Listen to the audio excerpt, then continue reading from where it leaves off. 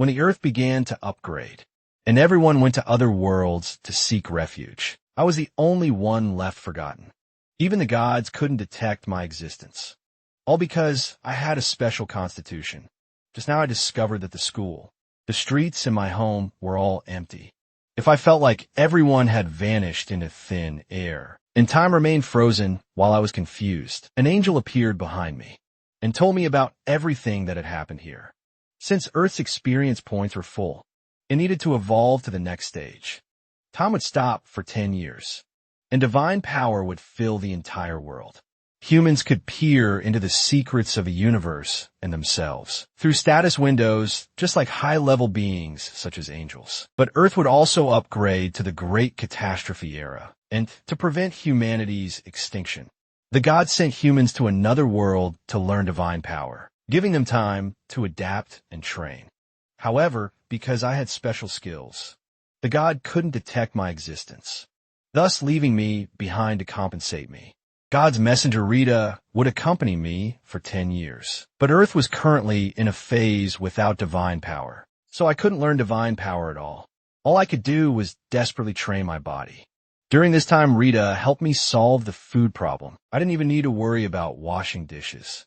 5 years quickly passed. I began learning marksmanship. Rita would also give me guidance from the side. In a flash, I had already studied martial arts for 4 years. Today, Rita suddenly suggested I spar with her. I charged her with 9 years of accumulated strength. She just casually waved her hand, and I was defeated. Rita said she would become my sparring partner. Although I was very reluctant, I still persisted for a whole year under her beating. I finally endured until today. 10 years later, and I dressed up to welcome a new beginning. After saying a friendly goodbye to Rita, I stood nervously at the spot where people had disappeared. Although I was reluctant to part with Rita, I was finally able to return to my previous life. After several hours, no one had returned. Rita appeared behind me with an embarrassed expression, saying something might have gone wrong. I raged furiously. I had already waited 10 years. Did I have to wait another 10 years, or even 100 years? However, 10 years, 20 years, even 50 years passed, yet people still hadn't returned. Although my physique and marksmanship had reached perfection, I couldn't even remember what my parents looked like. 50 years of persistence only made me stronger. But how much longer could I hold on? Would people ever return? I had grown tired of repeatedly practicing martial arts. Rita didn't want me to give up, because the great catastrophe might arrive at any time. I told her that I planned to study seriously from now on. Doing the same thing all the time would only make it harder to persist. After that, I began reading books all day, from novels to business books, then to history, geography, chemistry, and other subjects. When I finished all the books in the library, I went on to learn other countries' languages. Subsequently, Rita and I began traveling around the world to pass this tedious life, while touring various countries. I also read all the books in the world. Although I didn't know how much time had passed, I had no time to feel tired. There were still many things to prepare before the great catastrophe arrived.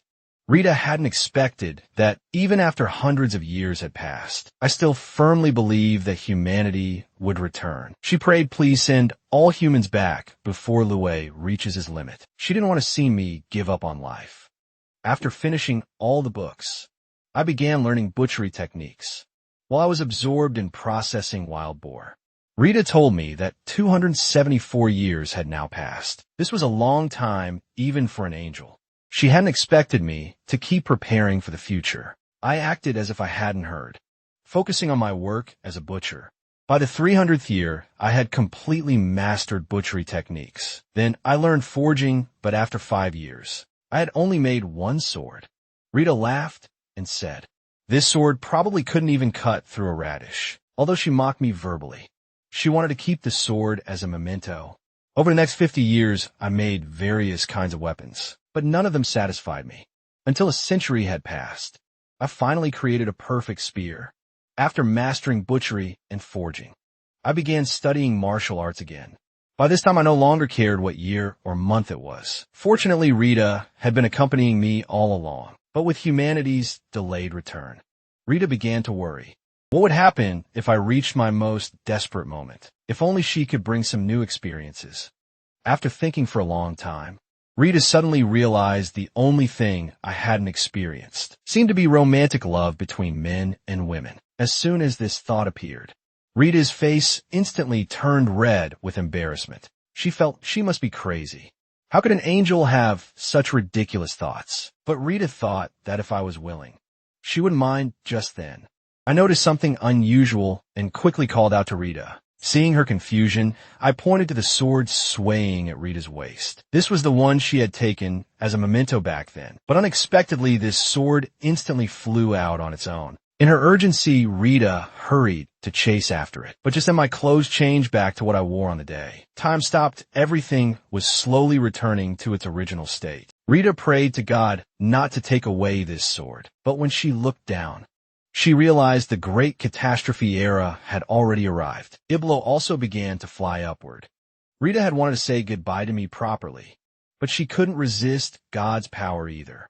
Over this 1,000 years, we had developed deep feelings for each other. Rita's last words, as she was taken away, were complaining that we never even got a kiss. I could only silently watch her getting farther and farther away. Rita's departure left me very downhearted, recalling how she once said she was an angel, a high-level being. Did this mean that if I also became a high-level being, I could see Rita again?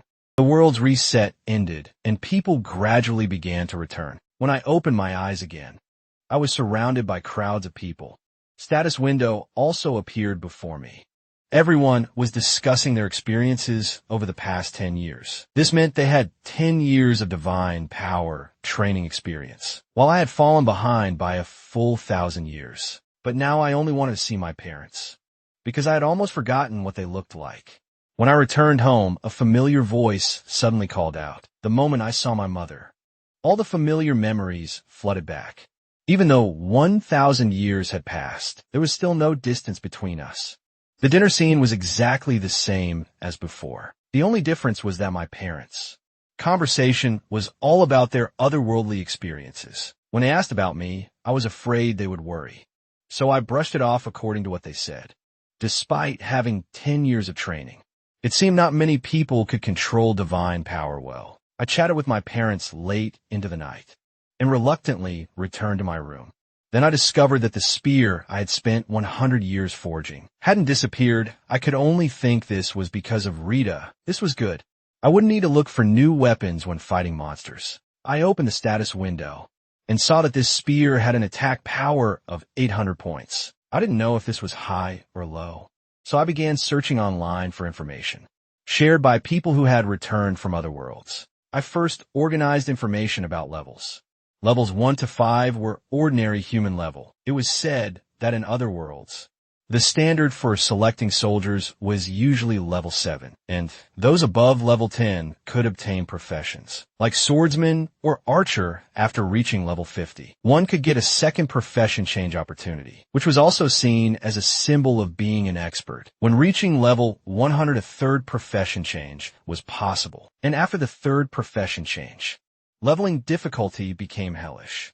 So almost no one online posted about seeing fourth profession change. Individuals, however, there were various speculations, saying only dragons or high-level monsters like Bahamut could reach the fourth profession change realm. This was all the information I could collect for now. I'd investigate more at school tomorrow. Although the world had changed dramatically, my life didn't seem to have changed much. After a moment of silence, I murmured Rita's name. I still missed her so much. The next second a voice came. Rita would be very happy to hear you say that. Then an angel appeared before me. Her name was Lisa, an angel, sent by God to teach me how to use divine power, to compensate for my lost 10 years. Of course, this was also thanks to Rita's contribution. She had cried to the gods saying, I had been alone on earth for 1,000 years, and was the only one who couldn't use divine power to ensure fairness. According to Rita's request, God sent Lisa to help me quickly master divine power. The reason Rita wasn't allowed to come personally was that God didn't want angels and humans to get too close. After observing me for a while, Lisa was somewhat surprised. Seemed different from what Rita had reported, because I had a strong body, There didn't seem to be any need to send an angel. Now Lisa understood she had been deceived by Rita. She hadn't expected the supposedly innocent Rita to use such cunning methods.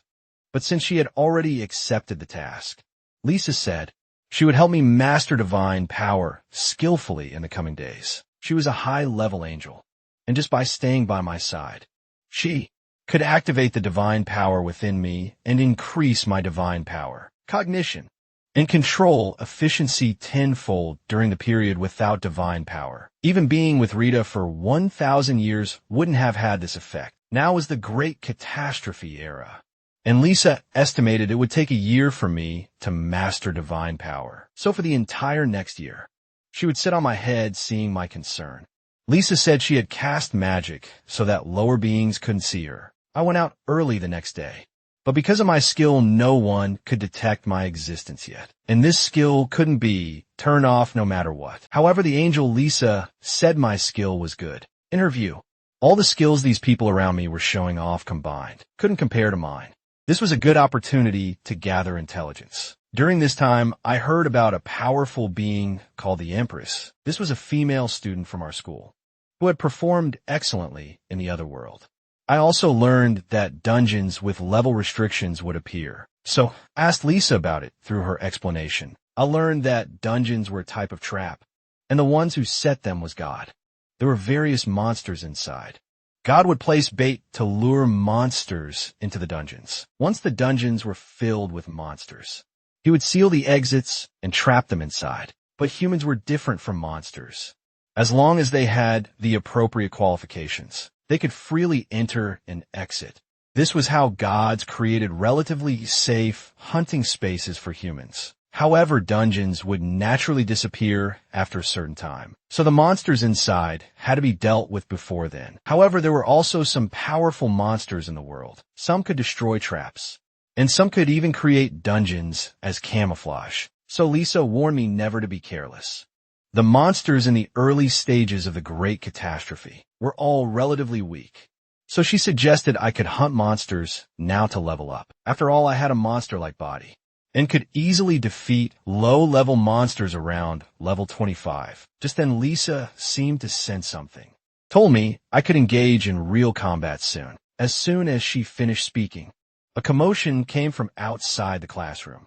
It turned out that a large group of insects had attacked. Not only had they grown in size, but their exoskeletons and physical structures were also different. Seeing several groups of resistance fighters sacrifice themselves, all the students fled in terror, because when they were transported back, their data was reset and they all became level 1. I broke off a wooden stick and quickly swung it countless times. When I stopped, a simple weapon was ready. After making a few more, I prepared to set off. Although I had the invisibility skill, I would still be noticed when fighting. So I asked Lisa if there was a way to hide my identity, so she gave me a mask to use. Then, I leaped from the 18th floor and killed a giant mantis with one kick. The system prompted killed level 13. Giant mantis gained 800 experience points, leveled up to level 3, and all attributes improved. Feeling the changes in my body, I understood this was what leveling up meant. Although there was only a tiny bit of magic power growth, I was still very happy just then. Several giant insects appeared behind me. I slowly gripped the wooden spear in my hand. The next second, I threw it hard. A giant ant monster was instantly shattered by the powerful force. Then I took out another weapon and split the ant in half. Suddenly, several large mosquitoes appeared. I first killed one, but another mosquito quietly appeared behind me. It forcefully pressed me into the ground. But how could my 1,000-year-old body be injured by its weak proboscis? My body had long transcended human limits. After dealing with the last mosquito, another mantis appeared above. It swung its claws at me, but I easily dodged. However, Lisa quickly warned me that many monsters had come as reinforcements, and I was completely surrounded. But I wasn't afraid. I picked up my weapon and frantically killed these monsters. My level had now reached 6. But then I suddenly heard thunder roaring. A bolt of lightning fell from the sky, turning the monster to ash. With one strike, standing in front of me was a girl also wearing a mask. Lightning was still flowing slowly at her fingertips. While I was wondering if this was magic, Lisa told me not to get distracted and to quickly kill all the monsters. The girl beside me was manipulating lightning to gradually eliminate the remaining monsters, to be able to continuously perform lightning attacks like this. Her divine power must be very abundant. She was probably leveling up constantly too, because each time you level up, your stamina recovers and presumably divine power does too. Anyway, this was the last monster, and after killing it, I reached level 7 when the army arrived for support. Only a pile of corpses remained at the scene, and in front of them was a man, extracting things from the monster's rear ends. Lisa said that since I had learned butchery, I could obtain magic stones by processing monster corpses. She would tell me which parts of monsters generally contain magic stones. While many people were amazed by my strength, I had already extracted a magic stone. However, when I turned around, I discovered I was being watched and photographed by many people. At this moment, the girl who had manipulated lightning walked over. She wanted to ask me to help her process the monsters. This was my first encounter with the Empress. Hearing her words, I didn't refuse, but I asked how much she would give me. She decisively said that if I helped her process them, she would give me 40% of the corpses. Hearing this, I happily agreed. From the people nearby, I understood that the girl was indeed the Empress. Her strength was as powerful as rumored. Soon after the dissection was complete, and the Empress successfully obtained a magic stone, and many materials picked up my share and prepared to leave. While everyone was absorbed in the Empress's power, Lisa told me not to worry, because after the battle ended with invisibility taking effect, people suddenly found that I had disappeared. Everyone mistakenly thought I had left too quickly, but I was actually right behind them. Although this was the situation I most wanted to see, I was still somewhat sad after returning home. I planned to make some defensive equipment with the materials I had obtained, but the armor might not be enough. Fortunately, the wrist and knee guards I made were about right. However, Lisa reminded me that making equipment from monster materials was complex, and it would be more reliable to find a professional craftsman later. I was extremely confident about this, because the most outstanding craftsman on Earth now should be me. Seeing this, Lisa fell silent again. Was this really the human who couldn't do anything that Rita had described? She really wanted to go back and expose Rita now, but since things had come to this point, Lisa told me if I wanted to know about divine power techniques. These referred to using magic stones or other divine power crystals to give equipment special powers. It was the same concept as Earth's forging, but more advanced, hearing about techniques to forge stronger equipment. I excitedly grabbed Lisa and asked her to teach me. My sudden actions startled Lisa. After pushing me away, she said she would teach me. Then Lisa said that before learning, I needed to prepare the necessary materials and magic stones, or divine power crystals with similar properties to magic stones. Seeing that I didn't understand what divine power crystals were, she gave an example. Like dragon hearts, contained large amounts of divine power. Once the equipment prototype was forged, magic stones were ground up and applied to the surface. This was the simplest, basic divine power equipment. Then came the technique for granting special abilities. Since I couldn't manipulate divine power now, Lisa thought I couldn't make it. But I wasn't discouraged and decided to try first. Seeing this, Lisa also gave me a new method. That was to use large amounts of magic stones to replace divine power. By consuming divine power or magic stones to give weapons flame or ice and other special powers, it could also make weapons have effects, like recovering stamina while resisting attacks. What abilities to give weapons depended on the craftsman's will. So overall, granting abilities required extremely strong desire. So I began making equipment, and soon a pair of wrist and knee guard were finished. After sprinkling magic stone powder, the status window prompted learn divine power techniques. But the creation process wasn't finished yet. There were still some magic stones left. I planned to use the divine power within the magic stones. Seeing me close my eyes and concentrate, Lisa was very surprised. He hadn't expected me to try granting equipment abilities so soon. At this moment, I thought, I wanted the equipment to have the sharpness of Mandas's scythe. Just when I was about to succeed, I was about to fail because there weren't enough magic stones. Seeing this scene, Lisa felt sorry and immediately helped by providing divine power. The next second, countless energies gathered in the wrist guard in my hand. Lisa thought it had still failed, but I smiled slightly, because my divine power memory level had improved. This also meant this wrist guard had gained special abilities. I raised my hand and waved it lightly.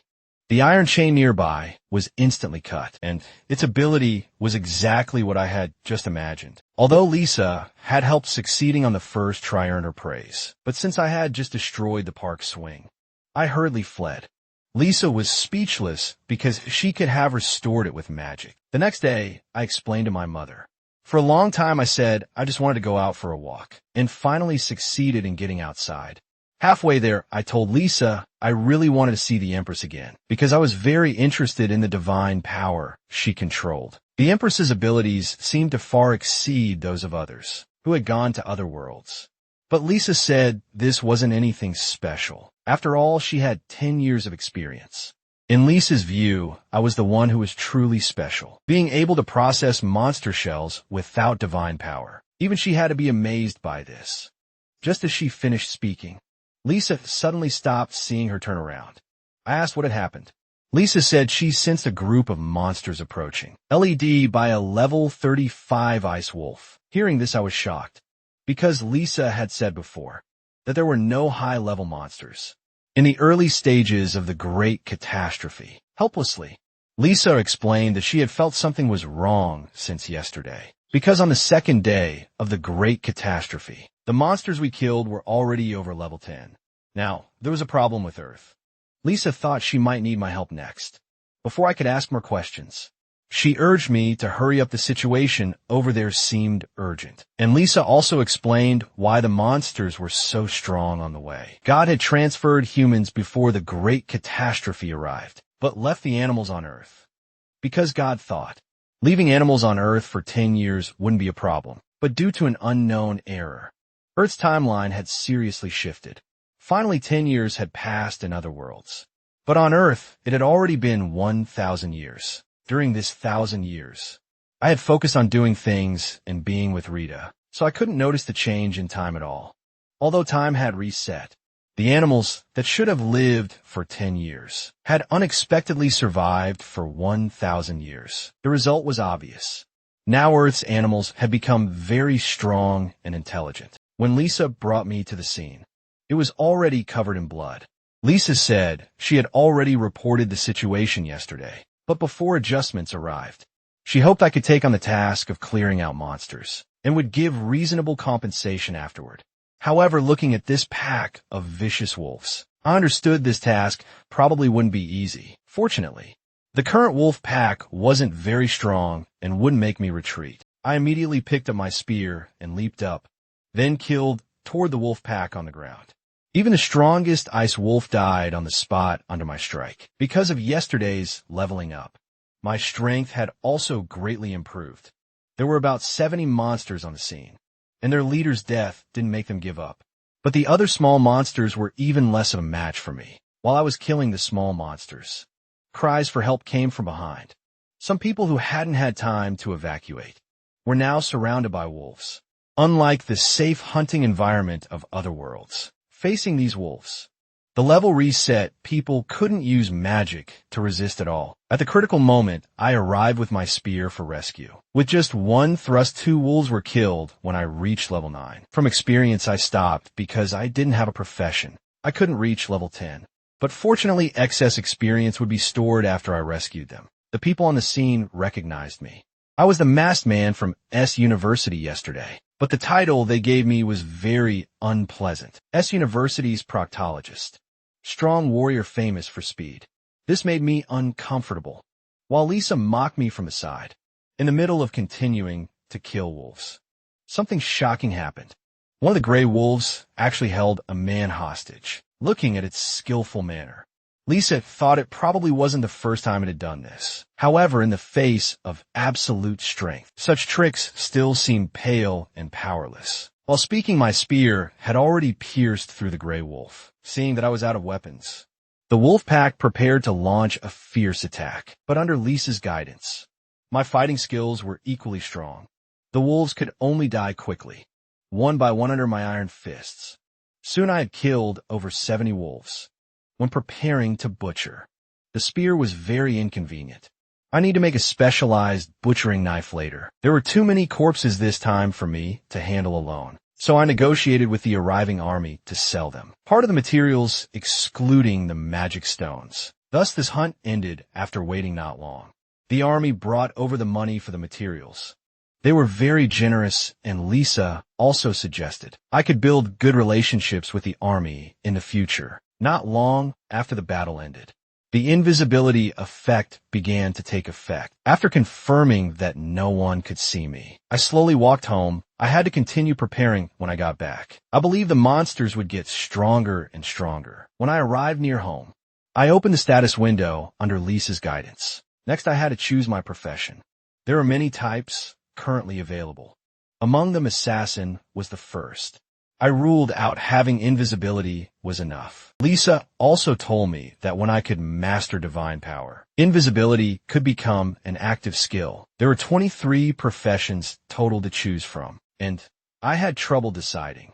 So I asked Lisa if she had any recommendations. Lisa was somewhat surprised. She hadn't expected me to have 23 professions available. Just after coming into contact with this record window called Akashic. If I waited a bit longer, it might even increase to 40. After thinking for a few minutes, Lisa gave me two choices. One was spearman. The other was fighter after all. Spear technique.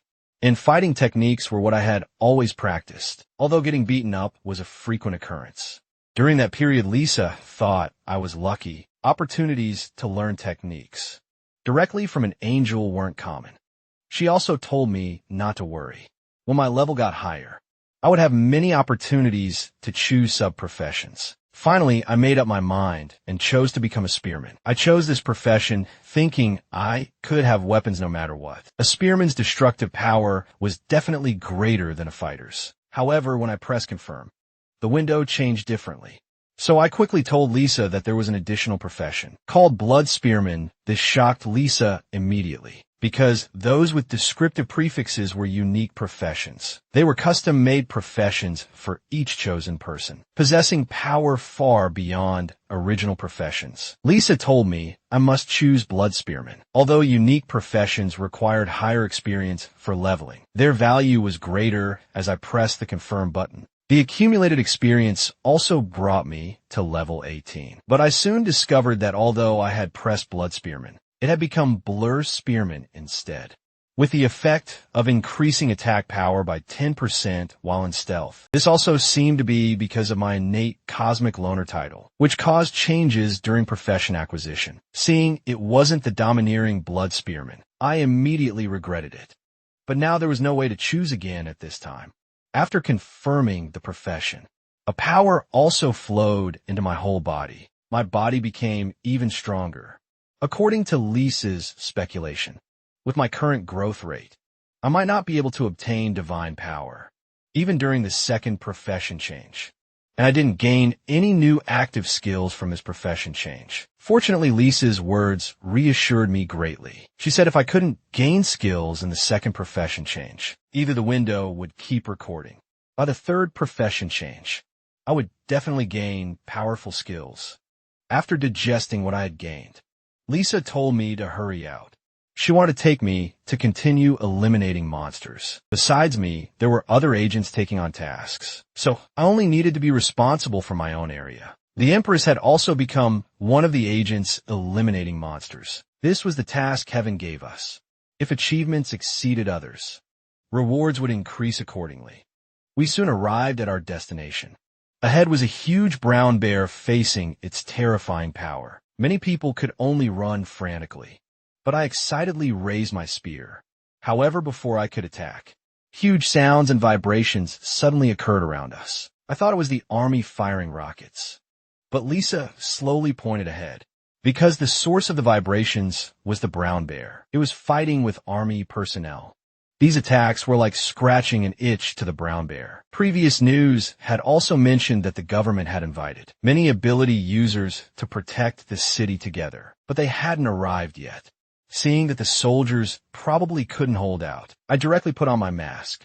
Seeing me standing still, Lisa urged me to hurry up. I was waiting for the right moment. When the invisibility skill took effect, my attacks would increase by 10%, and because of using spear techniques, I could also get a 10% attack bonus. With these two bonuses, I naturally wanted to wait until the bonuses were maxed. While taking advantage of the monster's inattention, I would give it the most deadly blow. The brown bear noticed me. It could no longer dodge. It was instantly pierced hard in the head by me. The powerful attack made the brown bear's hide unable to defend, but I also understood that this guy couldn't be defeated with just one blow after all. According to Lisa, the brown bear was already a second stage monster. At this time, I took a deep breath, then told the soldiers and hunters behind me to leave first, because ordinary people couldn't intervene in the upcoming battle. Even though they were people who had trained in other worlds, they still couldn't cope with Earth's current situation. The brown bear slowly turned its head and understood it was its greatest enemy. Dodging the red light wave, the brown bear suddenly fired. I picked up my spear and thrust fiercely. This blow, I aimed at its paw. Lisa, above my head, looked completely enjoying herself. She found it very exciting. The twice-injured brown bear was extremely angry, but it couldn't keep up with my speed. So what I had to do was find good opportunities. When I saw the brown bear show an opening, I immediately concentrated all my strength. Next second, I thrust straight into the brown bear's head. This powerful blow pierced it to death on the spot. I also gained a large amount of experience, successfully reaching level 23 and gained a critical hit skill. Lisa was very satisfied with my strength. I had killed a level 54 brown bear with just 3 shots. And next came my favorite butchering time. But suddenly the brown bear's body shrank by a circle. Turned out that what I had just seen was its gigantification skill, and the skill became ineffective after it died. While I was discussing gaining skills with Lisa, a small car came from behind. The people who got out seemed to be the other ability users, who had arrived late, hearing that the monster had already been killed. They arrogantly thought that second stage monsters were nothing special. I was still processing the bear's corpse when they also noticed me nearby. Faced with several people's unreasonable inquiries, I didn't want to pay attention at all. After all, I was more or less socially anxious and didn't like talking with these people. After a moment, I obtained a pile of bear skin. But unfortunately, this monster didn't drop any magic stones. At this time, a soldier told me some intelligence. Apparently, there was some software in the country that could determine monster appearance. Information controlled by the army on maps. He hoped it could help with my hunting. Seeing this, I thanked him and then left the scene. At this time, I opened my phone to check and was surprised to find that 3 areas nearby had all encountered monster attacks. Seeing my concern, Lisa told me not to worry about it and just take them all out. Upon hearing this, I hesitated no more and set off immediately. After some time, I had already eliminated 3 waves of monsters, but the results were quite disappointing, as I had only gained 1 level in total. It was probably due to my unique profession. If it had been a regular profession, Lisa should have been able to reach level 30 by now. Fortunately, I did collect quite a lot of materials, which I sold to the military personnel. I now had more cash than I could ever spend. Next morning, I had just woken up when I saw information appearing on the window. Notification connection to the other world has been restored. From now on, people can use their physical bodies to travel to the other world. They were previously in to complete related tasks and receive rewards. Upon seeing this message, my vision went dark. I quickly found Lisa and asked her what this meant. She said the monsters on Earth are too strong.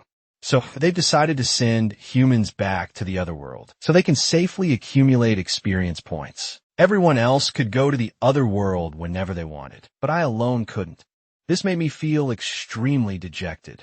Lisa waved her hand and said, "You were already alone to begin with, so this won't affect your life. And regarding your situation, I'm powerless to help after all. I'm not the one who makes the rules." Hearing this, I felt somewhat disappointed, but it seemed like something I could accept, just not being able to go to the other world. However, Lisa suddenly said, "Going to the other world isn't impossible. As long as you can become a higher being, then you'll not only be able to go to the other world, but also travel to the heavenly realm. At that point, you'll be in existence equal to the angels, and you'll be able to see Rita again. Her words gave me considerable comfort. While eating dinner with my parents, I saw a news report. It was about a global emergency, martial law being declared. All outdoor activities will be temporarily suspended, including school and work.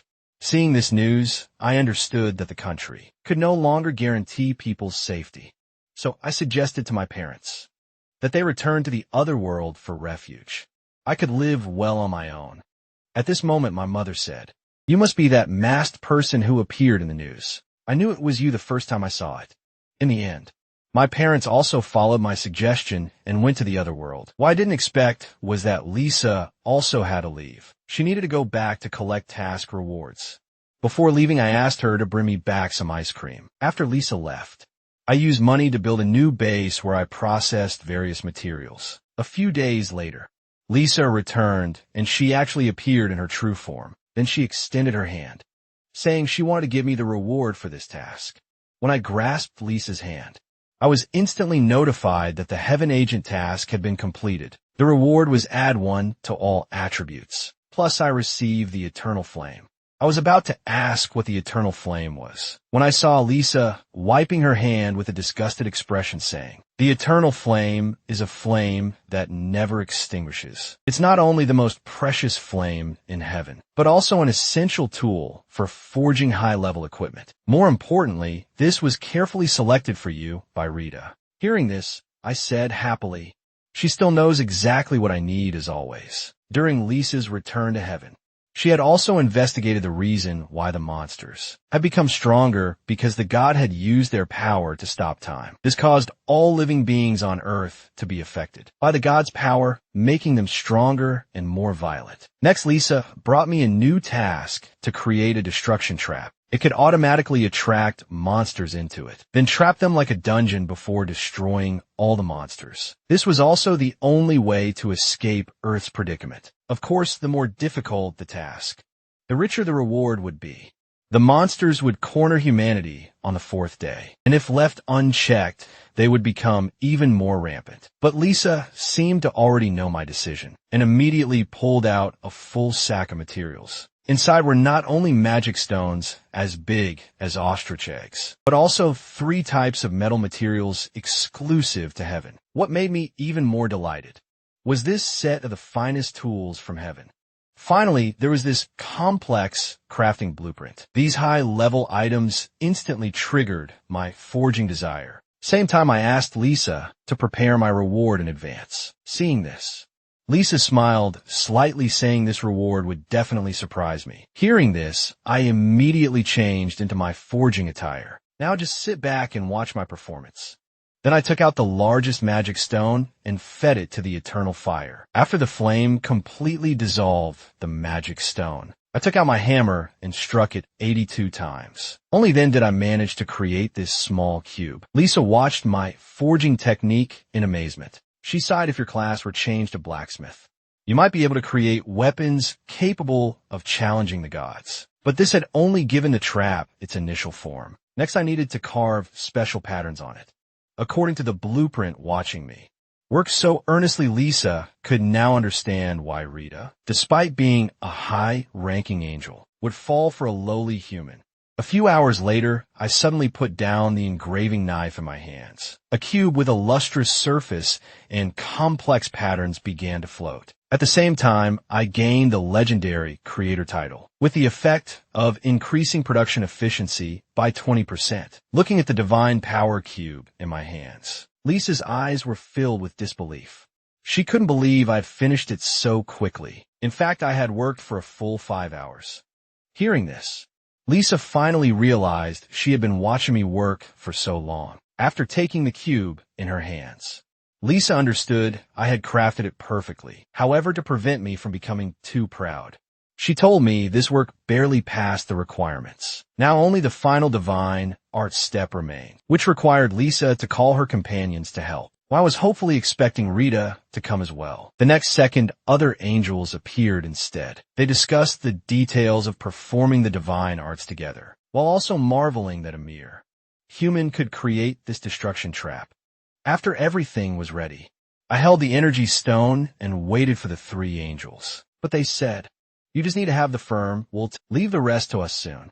All three angels placed their hands on my shoulders. The next second, divine power from all directions pressed down on me. This was the power of higher beings. The powerful divine force seemed intent on crushing me completely, seeing my distressed state. The long-haired angel smiled. "Can't handle even this much."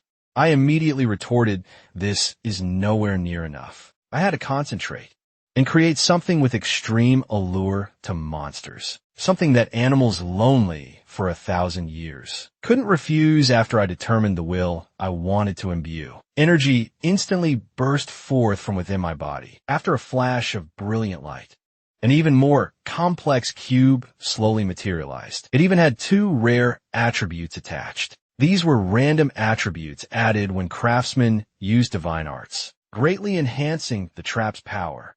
The angels all praised my forging skills. Next came going with the angels to place the trap. But as soon as we stepped outside, I saw this apocalyptic scene. I hadn't expected that in just a few days. The monsters had destroyed Earth to this extent. Soon, the angels found a suitable placement spot on an empty mountaintop. Isa threw the cube in her hand. The divine power cube in midair instantly radiated powerful energy. But the next second, the cube suddenly turned to dust. Then I felt a violent tremor. At the same time, the monsters seemed to be attracted by something. They immediately formed groups and frantically ran toward the trap's direction. The angels called this type of trap a dungeon. Seeing the effects far exceeded expectations. The long-haired angel once again affirmed my talent for creating traps. Lisa simultaneously activated dungeons in other regions, although those previous dungeons were no longer usable. Lisa had already used magic to transfer the aura of the dungeon I created to them after chatting with them. I looked at these monsters heading toward death below and felt somewhat sad. They, like me, had persisted in living for 1,000 years, but in the end were still easily subdued by angels and God. Humans were the same. We had no room to resist and were instantly transported to another world. We're all playthings in the God's palms. One mistake left me alone on Earth for a full 1,000 years. During these 1,000 years, without Rita, I might have gone insane. But now even Rita wasn't by my side. Therefore, I needed to become stronger. Strong enough not to be manipulated by anyone or bound by anything, only so that one day I could achieve true and complete freedom. After creating the dungeon, Lisa returned to her miniaturized form to assist me. Originally, 27 more dungeons were needed to stabilize the situation on Earth, but those angels had already returned to this. Lisa explained creating such destruction. Traps requires enormous amounts of magic power. The three angels from before have exhausted their magic and needs several days to recover. Hearing this, I asked if other angels could come, such as Rita, whom I constantly thought about. Seeing this, Lisa immediately crushed my delusions. Rita was very busy with work because she had pulled strings for me, so she temporarily couldn't come to Earth. After inquiring about Rita's situation, I decided to go to my workshop base to do some preparatory work. Arriving there, I immediately felt much more motivated. Today, I'll make a few traps first and perfect them when the angels returned. However, at this moment, Lisa began contemplating the materials on the table. Given my outstanding performance previously, Lisa decided to give me a small gift. She then used magic to improve the quality of the beast hide I had obtained. Looking at these perfect beast hides in my hands, my desire to forge equipment overcame my plan to make traps. Soon after measuring the hide, I prepared to make it into gloves and boots. After a period of hammering and processing, before long, I had obtained rare ice wolf gloves and leather boots. Since this type of defensive equipment was too stuffy to wear, I added a ventilation attribute to it. Lisa was surprised at how quickly I had finished. She was amazed at how rapidly my skills had improved. Next came using the bear hide I had obtained previously to make armor. Lisa beside me smiled contentedly while watching me work. However, she hadn't expected me to work for an entire day. Even as an angel, Lisa was getting sleepy. But I wasn't ready to rest yet, because armor was the main life-saving equipment and had to be made well enough. After a few more hours, my exclamation woke Lisa from her drowsiness. At this moment, a unique grade bear hide armor had appeared. But this wasn't finished yet. I wanted to add some special attack methods to it. I then used the Ice Wolf's teeth and bones to enhance the armor. The enhanced armor not only doubled in attributes, but also gained another hidden skill. When attacked in battle, the armor would automatically extend spikes for counterattacks. Lisa, combining this with my previous designs, discovered I really liked this type of thing. I could extend sharp blades. Seeing her puzzled inquiry, I immediately became serious. Lisa thought it was because I had a grudge against hedgehogs or similar animals. I said this design is a romance that belongs exclusively to men. Lisa was speechless. He thought it was some special reason, but it turned out to be such a strange one. After enhancement, the armor also gained 2 attributes. Now the materials were almost used up, with only some remaining beast bones left. So I made half of them into bone knives for processing monster corpses. But the other half of the bones I used to make myself a new mask. After putting on all the completed equipment, I instantly felt much more handsome. But just then, massive tremors from outside even affected me and Lisa. Lisa then used her divine power to investigate and found it was the military fighting monsters. Hearing this, my expression immediately changed. My area already had a dungeon installed, yet there were still monsters outside. Soon alarm sounds came through. Second-level monsters had appeared in the district. Hearing this, Lisa also understood that the dungeon hadn't trapped all the second-level monsters. Seeing this, I prepared to go deal with it, just hoping the opponent would be weaker than the previous brown bear. However, before going to battle, I should strengthen my spear first. Soon I had forged the spear to unique grade. It even unexpectedly gained a 20% critical hit probability. After making thorough preparations, I quickly headed toward the incident location. Before long, Lisa spotted our target. Standing on the ruins ahead was a colossal beast, several hundred meters tall. This cheetah struck down a fighter jet with one claw, and even the army's tanks and rockets had no effect on it. The next second, the cheetah directly pounced toward the soldiers on the ground. I thought everyone had been transported back to the safe otherworld. However, military personnel and some first profession change professionals had actually stayed behind. They could have gone to the other world to level up safely, but they chose to stay on Earth to fight. They had done truly admirably. If the Earth and country I lived in were gone, then even being able to go to the other world would be meaningless. I had never claimed to be a savior, but if I could help more people survive, then let me stand until the very last moment. Thinking this, I rapidly charged toward the monster. Strength was clearly far superior to the previous brown bear. At the same time, the army's tanks also fired directly at it. Violent explosions instantly rose above the monster's head. However, this only caused it slight pain. The enraged monster immediately lifted up the tank, about to swallow it whole. At this moment, I leaped above the monster. Due to my invisibility effect, the monster didn't notice me immediately. The next second, my spear struck fiercely toward the monster. This attack even triggered the spear's critical hit attribute, seeing me appear again to battle the monster. The surrounding people seemed to find their lost courage. The monster that suffered my violent strike weakly dropped the tank, but immediately after I felt a strong sense of crisis. The monster hadn't received fatal damage. In its rage, it endured the pain and grabbed toward me. Fortunately, I reacted in time and easily dodged, taking advantage of the monster's wounded state. Soldiers immediately fired a barrage of bullets at the monster, while I went to chase the tank that had just been thrown, because there were still 2 soldiers inside.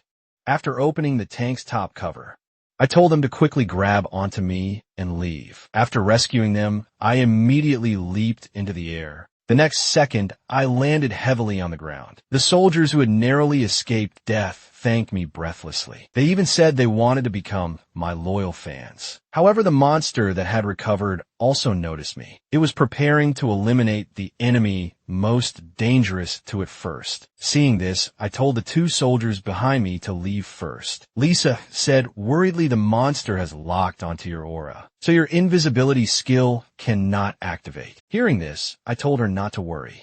because I had been prepared for a direct confrontation when I came. Just as the battle between us was about to begin, a terrifying bolt of lightning fell from the sky. The next second, the lightning struck the monster's head. The arrival was the Empress, whom I hadn't seen for a long time. She had actually appeared in her true form.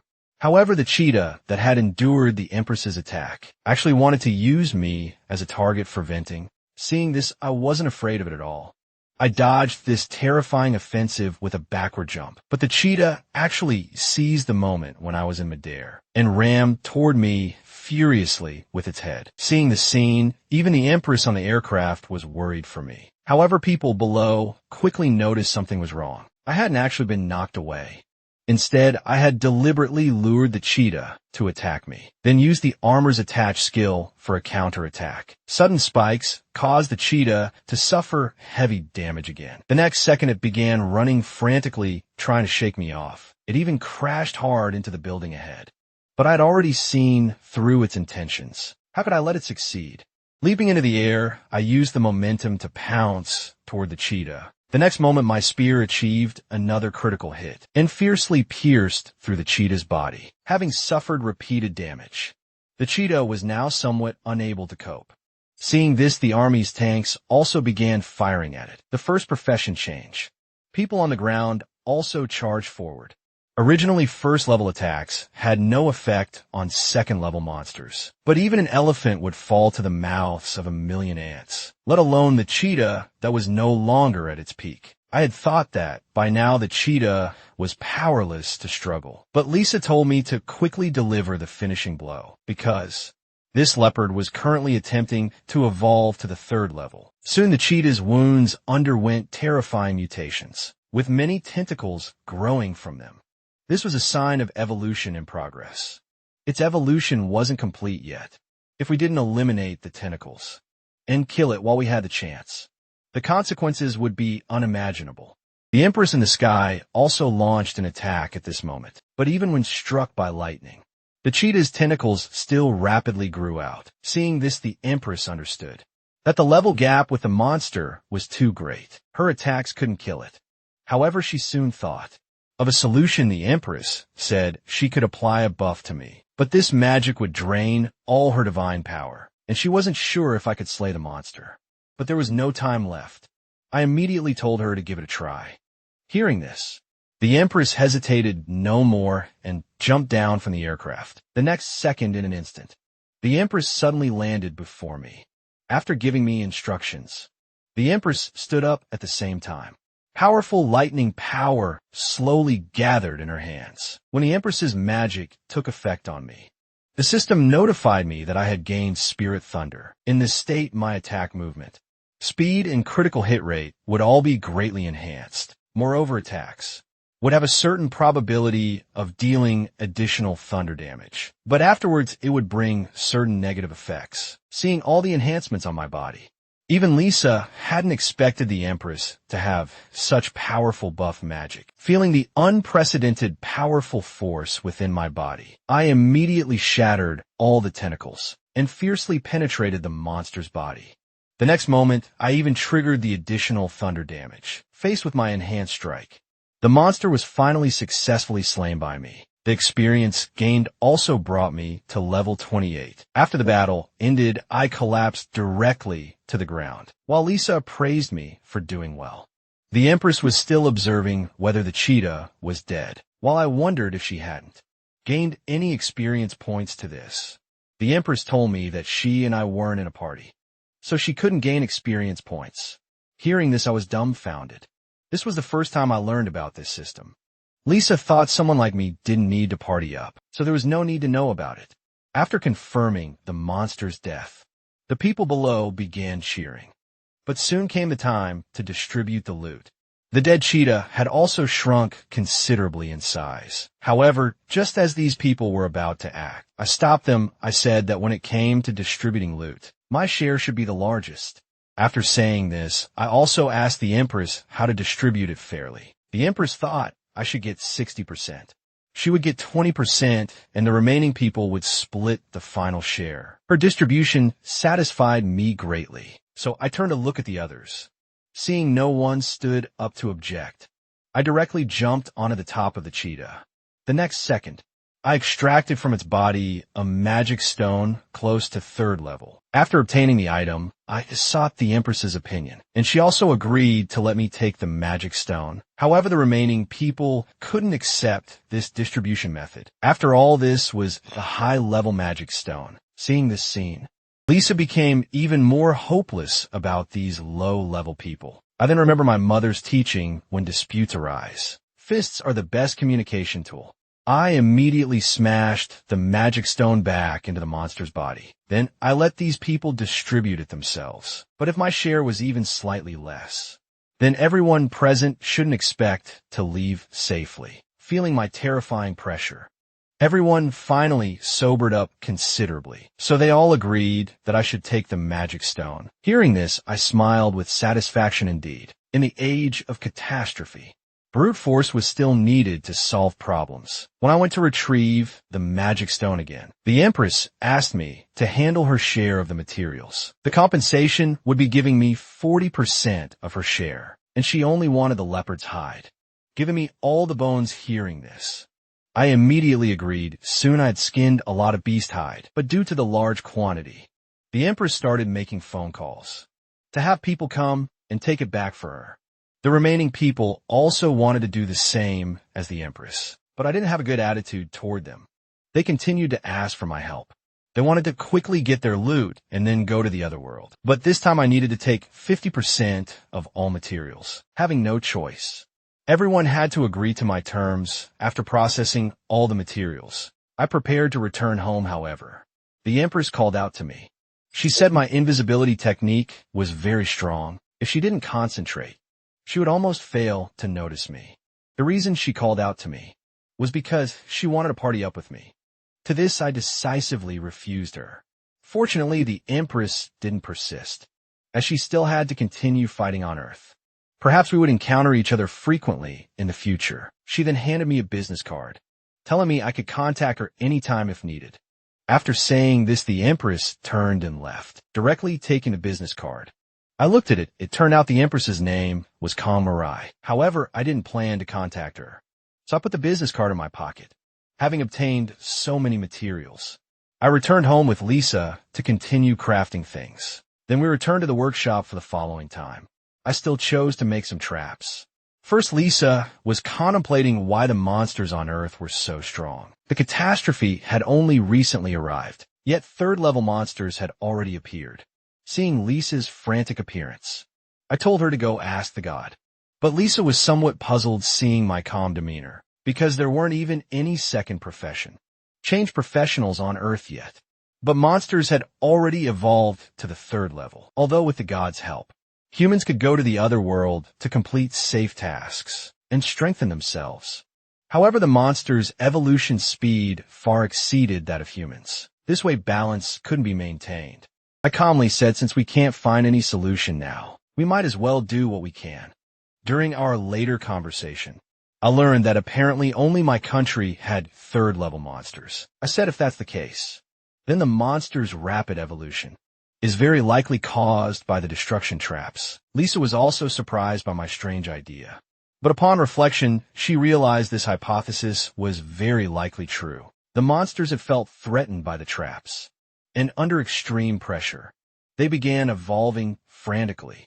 Therefore, the destruction traps were very likely the catalyst. But if we didn't confine them in dungeons, then large numbers of monsters would kill humans to evolve. So even if dungeons were the reason for their leveling up, dungeons were still essential for humanity.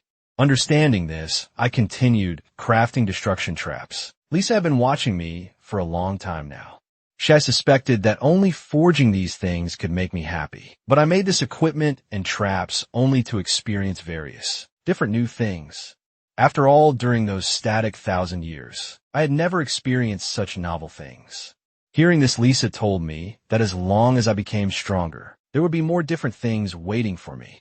This was also my unwavering belief, to work hard to continuously make myself stronger. Time passed, and it was already late at night when the angels, who had recovered their magic power, came to find me after perfecting the destruction traps. The angels went to continue setting up dungeons in various countries, although I didn't know where they would go. I just hoped there would be fewer dangerous monsters than before. Lisa told me not to worry, even if third-level monsters appeared. It wasn't my fault, because only by setting up large numbers of dungeons could Earth return to normal. After seeing the angels off, I was also somewhat tired and began tidying up to go home. The first thing I did upon returning was take a bath. Looking at my reflection in the mirror, I was indeed somewhat puzzled. After bathing, I asked Lisa, "Has my body gotten more muscular recently?" Hearing this, Lisa thought I was too slow to notice, because my body grew with each level up. Hearing this, I understood. No wonder I'd recently noticed my face getting more handsome. Although Lisa wasn't interested in my face, she still said that in human eyes, I had indeed become more handsome. Getting Lisa's confirmation, I was extremely happy and immediately began showing off my muscles. Frantically seeing this, Lisa immediately threw potato chips at me, telling me not to block her view of the TV. As I left, I reminded Lisa to sleep early, then returned to my bedroom. In the eyes of such higher beings, appearance was no longer anything special. Lisa felt my most remarkable quality was that persistent, unyielding determination soon.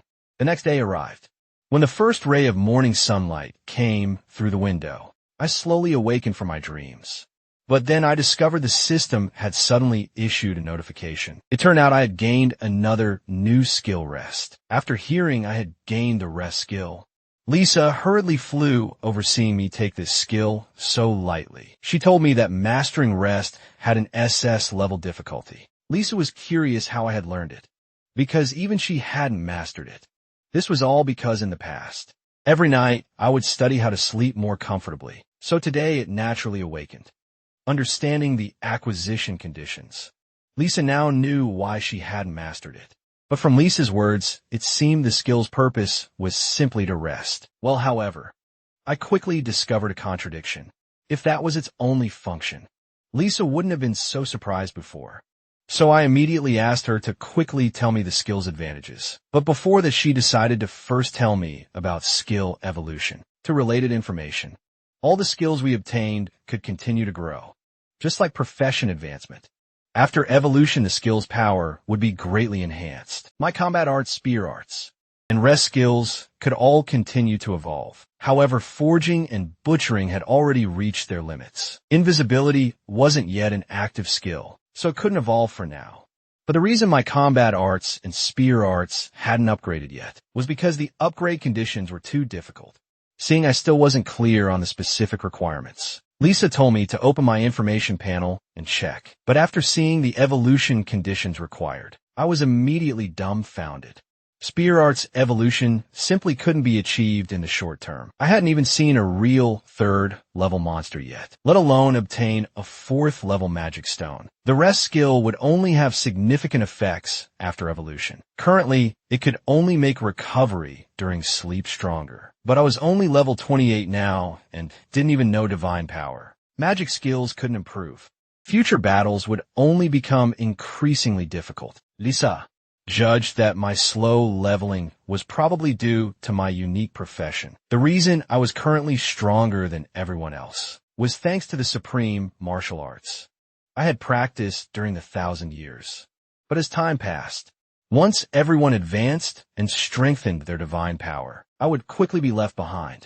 However, if I truly mastered divine power, I might grow to become a monster that surpassed everyone and rivaled the god moreover. Lisa had a premonition that day wouldn't be too far away. But at this moment, she hurriedly interrupted her own train of thought, because thinking further, my existence would instead become a huge danger. Just 2 days after Lisa finished explaining skills to me, I had just gotten up when I saw breakfast placed on the table. It turned out my mother had returned from the other world to make it for me. But after cooking, she hurriedly left again while eating breakfast. I began asking Lisa how to complete those skill upgrade conditions, because some of the monsters that needed to be hunted apparently didn't exist on Earth. Hearing this, Lisa told me not to worry. After divine power activated, Monsters that didn't originally exist on Earth would gradually appear. The higher the divine power concentration, the faster those life forms would descend.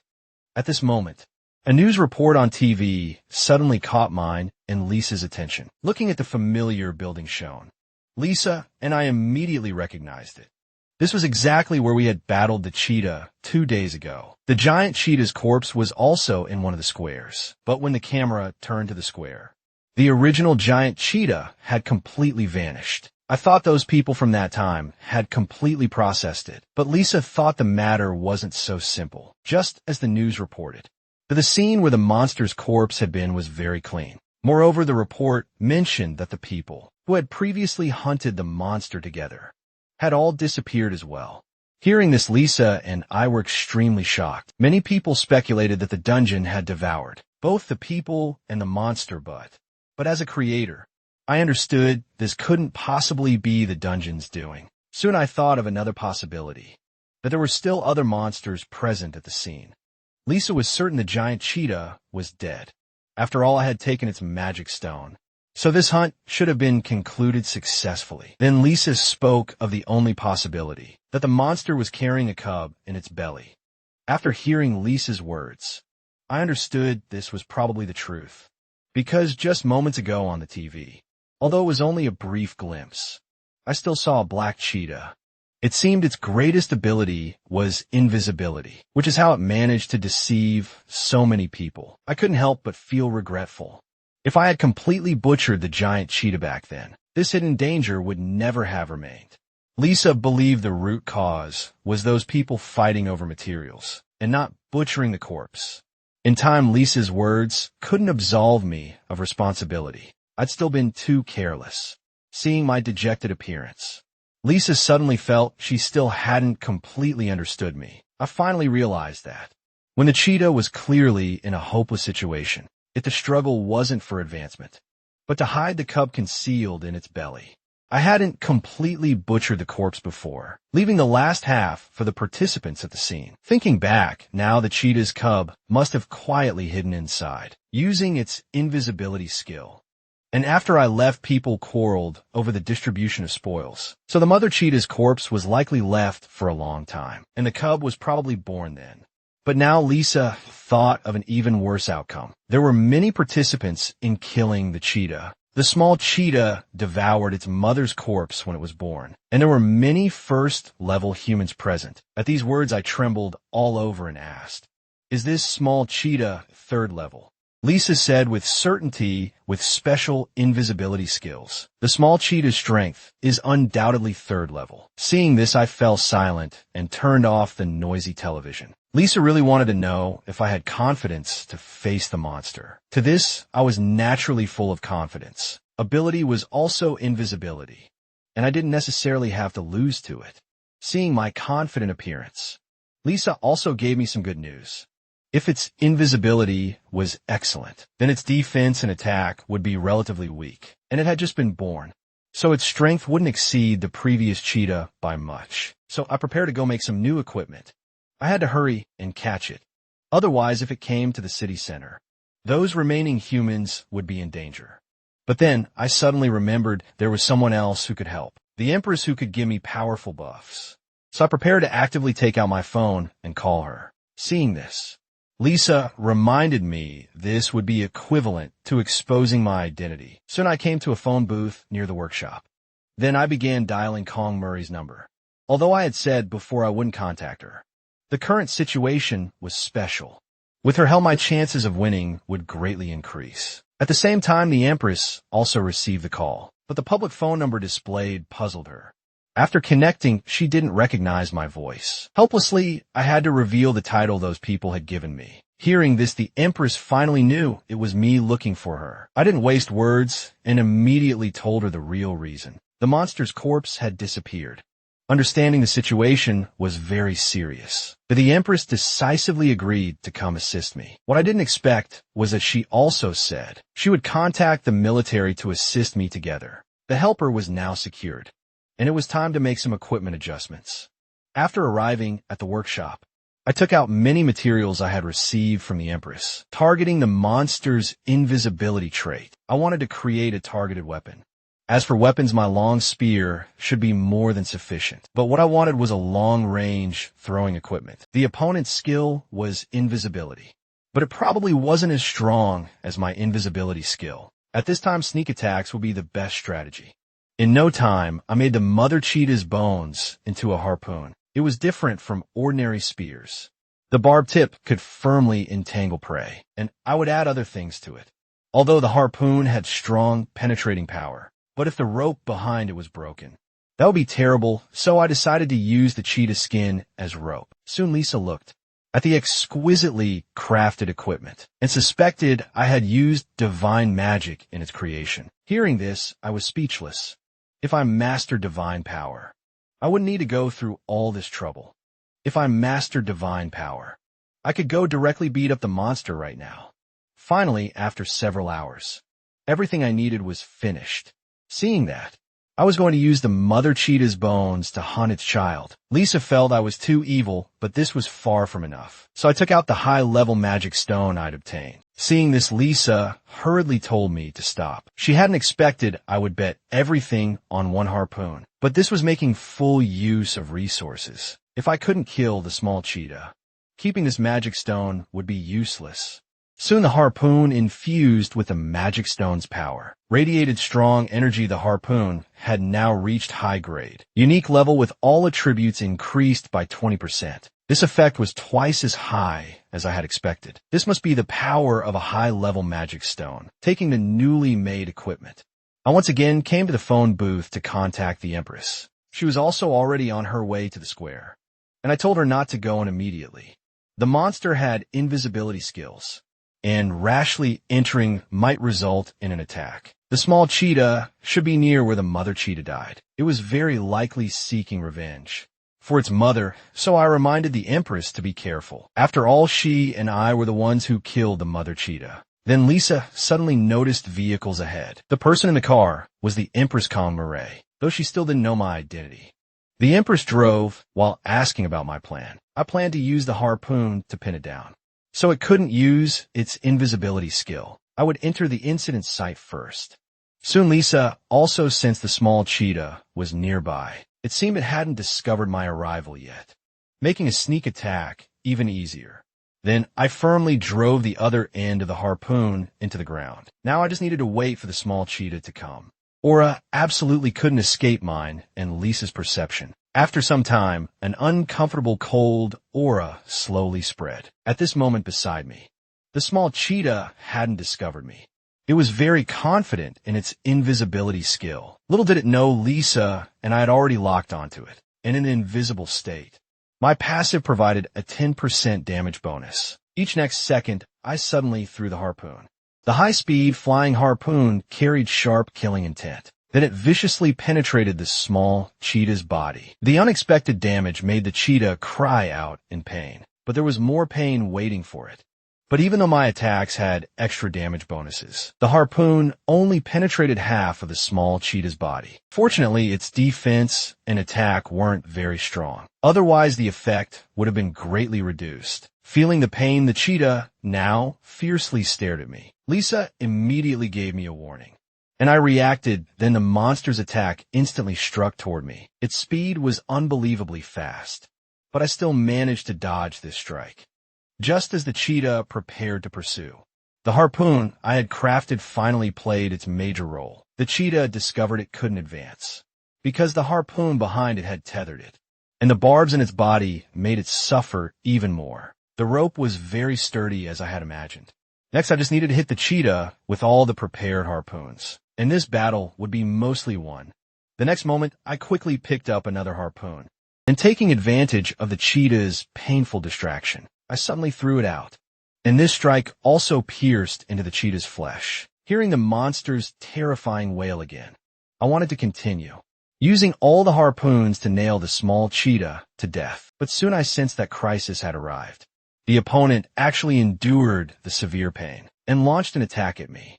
I raised both hands to receive this strike, In an instant, my gauntlets were completely shattered. The powerful impact also made me retreat several meters. But what pained me most was that the special bone blades I had crafted for the gauntlets had become fragments. Fortunately, my arms weren't injured. I'd have to repair them later. Seeing the scene, Lisa was somewhat stunned.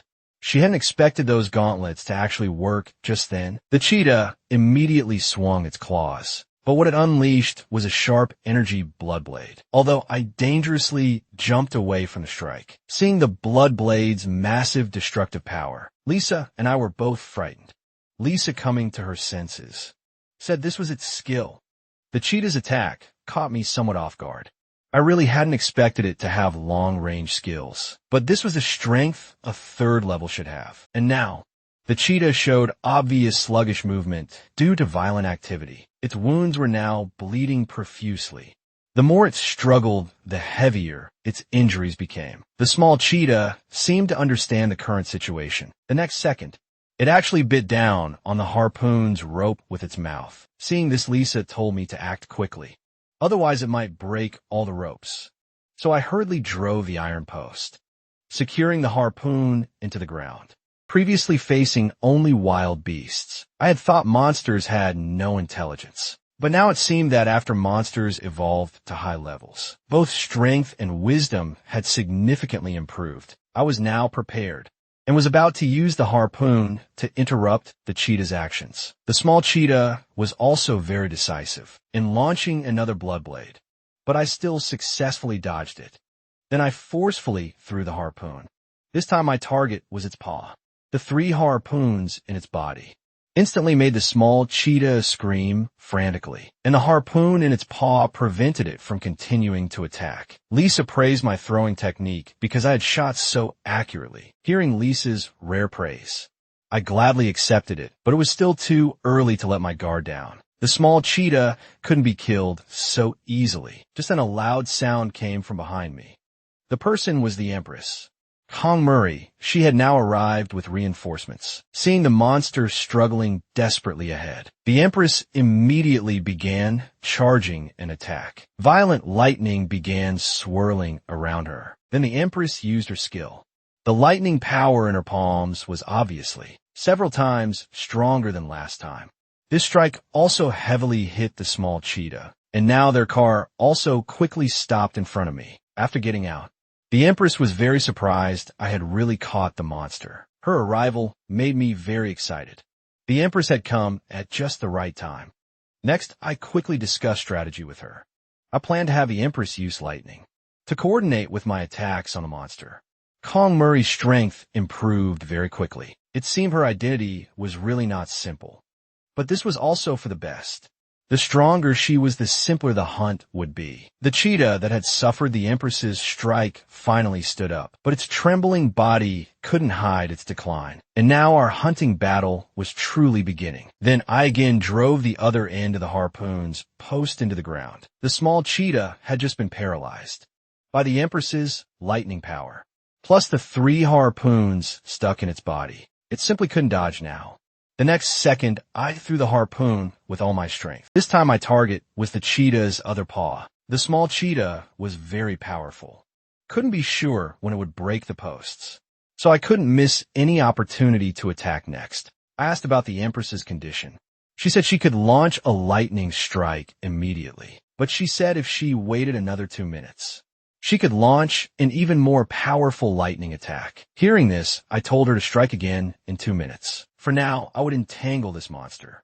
The small cheetah that had suffered repeated attacks still struggled to stand up.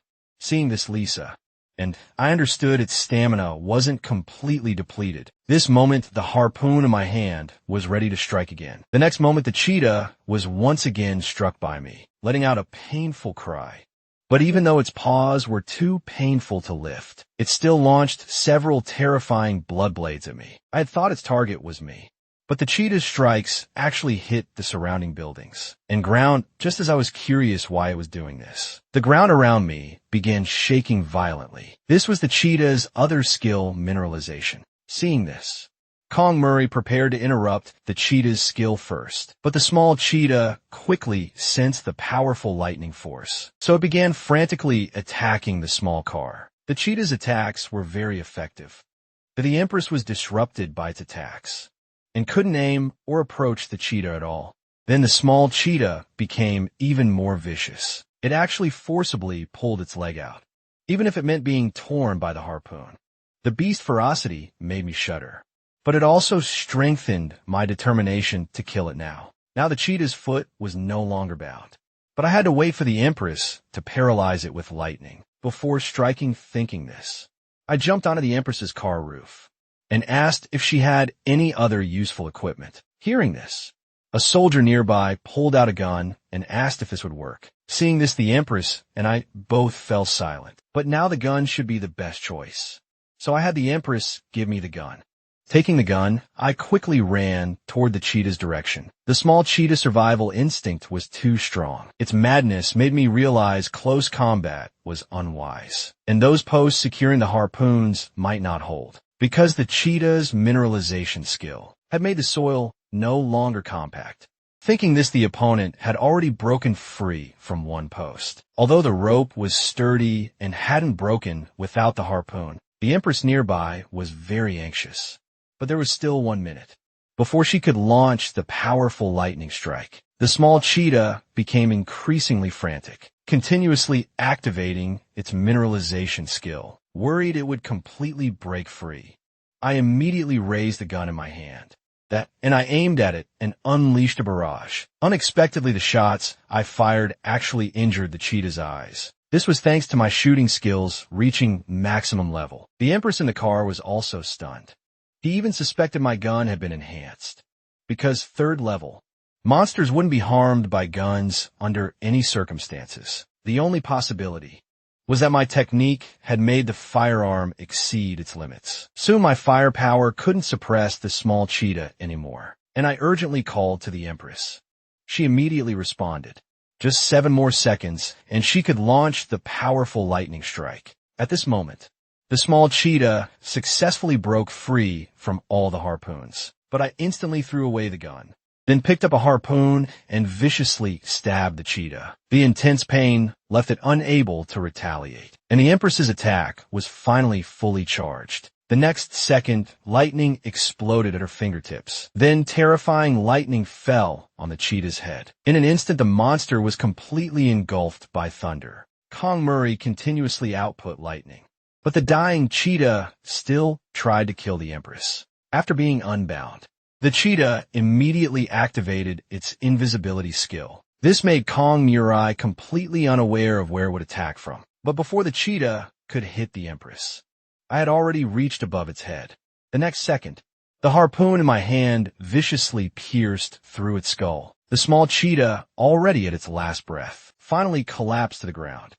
The Empress, having escaped disaster, was curious how I had discovered the cheetah, but I didn't answer her. Instead, using countless ropes to tie up the cheetah, Lisa didn't understand why I hadn't immediately killed the monster. Seeing this, I told her I couldn't hog everything alone. When the Empress walked over, she was surprised by my actions, because this time I actively invited her to team up, and I didn't want to monopolize all the experience. Although my invitation felt very sudden to her, the End Empress still happily joined my team. Soon, the system also notified us that we had successfully created a team. Looking at the page I had never seen before, my face was filled with desire for the unknown. The Empress looked puzzled seeing me so happy, but when she asked if this was my first time teaming up, I immediately regained composure and began making excuses. Next was to butcher this 3rd level monster. Looking at the cheetah's dying appearance, I bid it final farewell, then directly killed it. The experience gained from killing the cheetah actually brought me to level 36, with all attributes increased by 10 points. Lisa beside me, seeing me jump several levels, gratified, but just after leveling up, I felt dizzy. This was due to gaining a large amount of experience at once. The Empress nearby also felt nauseous. Lisa told me that killing 3rd level monsters gave much more experience than 2nd level ones under continuous leveling. The side effects made us very uncomfortable, but we would recover after a while. After some time, the Empress and I finally returned to normal. Now it was time to distribute the spoils. I had originally wanted to use the intact cheetah skin to remake armor, but the cheetah skin could no longer make complete equipment, although losing the skin was regrettable. If I could get a magic stone, that would be sufficient compensation. Monster magic stones didn't have a 100% drop rate, and the higher the level, the lower the probability of condensing magic stones. After cutting open the cheetah's skin, I reached inside and rummaged around. Soon I actually felt something and immediately pulled it out. What glittered in my hand was a 3rd level magic stone. This meant I was only 2 conditions away from skill evolution. But now that I had teamed up with the Empress, the magic stone should have her share too. Seeing this, the Empress said her contribution wasn't great, but I said without you, I couldn't have achieved the kill. After hearing my words, NgocMy seemed very happy. I hadn't expected to gain my recognition for the spoils. She also distributed according to this contribution. She saw that I really needed the magic stone. Then she actively told me the magic stone didn't need to be shared with her, as long as I could give her half of the butchered monster remains. Seeing my surprised expression, the Empress gave me a reasonable explanation. She said among all the various professions on Earth today, craftsmen with butchering and forging skills are the most popular. If you can't get rewards through butchering, then killing however many monsters is meaningless. Your unmatched butchering technique is more important than anything. Just as I began butchering the cheetah, NgocMy called people to help her take the materials. Seeing the scene, Lisa thought I should build good relations with the Empress. After all, people with such background and strength were rare. Although Lisa was right, socializing was still too difficult for someone with social anxiety. Like me, after some time, I finally finished butchering the small cheetah completely. The people NgocMy brought many trucks, and she directed everyone to start moving materials. After handling the materials, the Empress thanked me for not only bringing her to kill the cheetah for experience, but also giving her large amounts of monster materials. Seeing this, I said that being able to kill the small cheetah, she had also provided great help. But then NgocMy smiled and wanted to disband our team. Hearing this, my heart felt as if it had been shattered. I wondered if I had done something that disgusted her. The Empress said, I feel the gap between myself and you is too large. If we continue, I might very well drag you down. When my strength catches up to yours, I will definitely send you another team invitation. Knowing her true thoughts, I didn't force it and agreed that when the time came, I would definitely consider it seriously. Getting my response, the Empress greatly appreciated my character. She thought I was as principled as before. At the same time, I also grasped the hand the Empress extended. The next second, our team was disbanded. Although I had regained the freedom of being alone, losing a teammate still made me somewhat sad, but I also respected NgocMy's choice. We would join hands again when we both became stronger. Meanwhile, the people who came with the Empress told her it was time to leave, but just as they were about to drive off, NgocMy suddenly remembered something important. She hurriedly called out to me as I was preparing to go home. It turned out she wanted my contact information, a real name, and promised she would never tell anyone. Seeing the Empress in the sunset, I had a feeling she was trustworthy. Plus, after 2 consecutive battles together, I thought I already had the answer in my heart. Then I decided to give her both my name and contact information. After learning my name, NgocMy happily said she would definitely contact me, and this seemed to be the first time I had exchanged numbers with a girl. Seeing my current state, Lisa couldn't help but tease me. In the evening, I returned to the forging workshop after killing the small cheetah and obtaining the 3rd level magic stone. My marksmanship was only 2 conditions away from evolution, but the SS level rest skill I had obtained was still far from ready, especially the 500 liters of troll blood required. So far, no trolls have been discovered on Earth. To better kill trolls in the future, I asked Lisa many questions about troll knowledge. Hearing that they had extremely strong regenerative abilities, I finally understood why the rest skill evolution required troll blood. It seemed this could give the evolved rest healing abilities. My guess was confirmed by Lisa, and my anticipation for the rescue continued to grow. Next, I needed to strengthen my spear again. Otherwise, it might not even be able to damage upcoming monsters. I really wanted Lisa to share some of the magic stones. for making the dungeon with me. But this was refused, because these materials needed to be recalled by heaven, if not used up without magic stone enhancement. I thought about handling other materials first, but the monster meat seemed to still contain toxins, and I didn't know how to solve this for the moment, unless I immediately gained poison resistance. But suddenly, the high temperature burned my hand, and the monster meat fell down. I hadn't expected the eternal flame to actually like eating monster meat. I had wanted to enjoy it myself after gaining poison resistance, although Lisa thought the monster meat would have rotted long before then. Seeing the meat being refined by the flames made me feel bad, but then the meat pieces inside the eternal flame underwent changes. Didn't seem to turn to charcoal as I had thought. After the eternal flame finished refining the meat, what emerged made my eyes brighten. The refined meat became elastic and tough. Seeing my excited appearance, Lisa was curious what I planned to do with it. I hammered the meat while telling her my thoughts. This was refined by the eternal flame, so it must have extremely high fire resistance. If I used it to make something like a gun slingshot, it would definitely be very effective. Then I threw large amounts of meat into the flames. While processing the refined meat, I began drawing slingshot blueprints according to my measurements, and the cheetah's teeth would serve as ammunition. Their sharpness far exceeded that of bones. Soon many large tooth bullets were successfully completed. After several hours, the slingshot gun I needed was also finished. Unfortunately, I couldn't use enhancement on it. The slingshot was basically finished, and the refined meat was the best bowstring. This new equipment would definitely have very high lethality, with the only drawback being difficulty of use, because just loading ammunition was already very troublesome for me. It seemed unrealistic to use it continuously in real combat, but it was just right as a finishing move. Fortunately, after Divine Arts, the slingshot successfully gained 20% loading speed. This was an unexpected delight for me.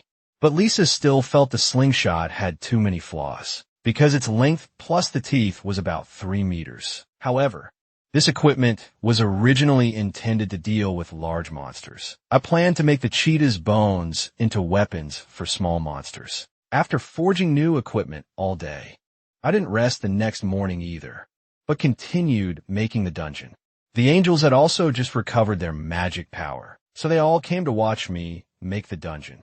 Now Lisa had the 17th dungeon I had made, even that my trap effects were very excellent.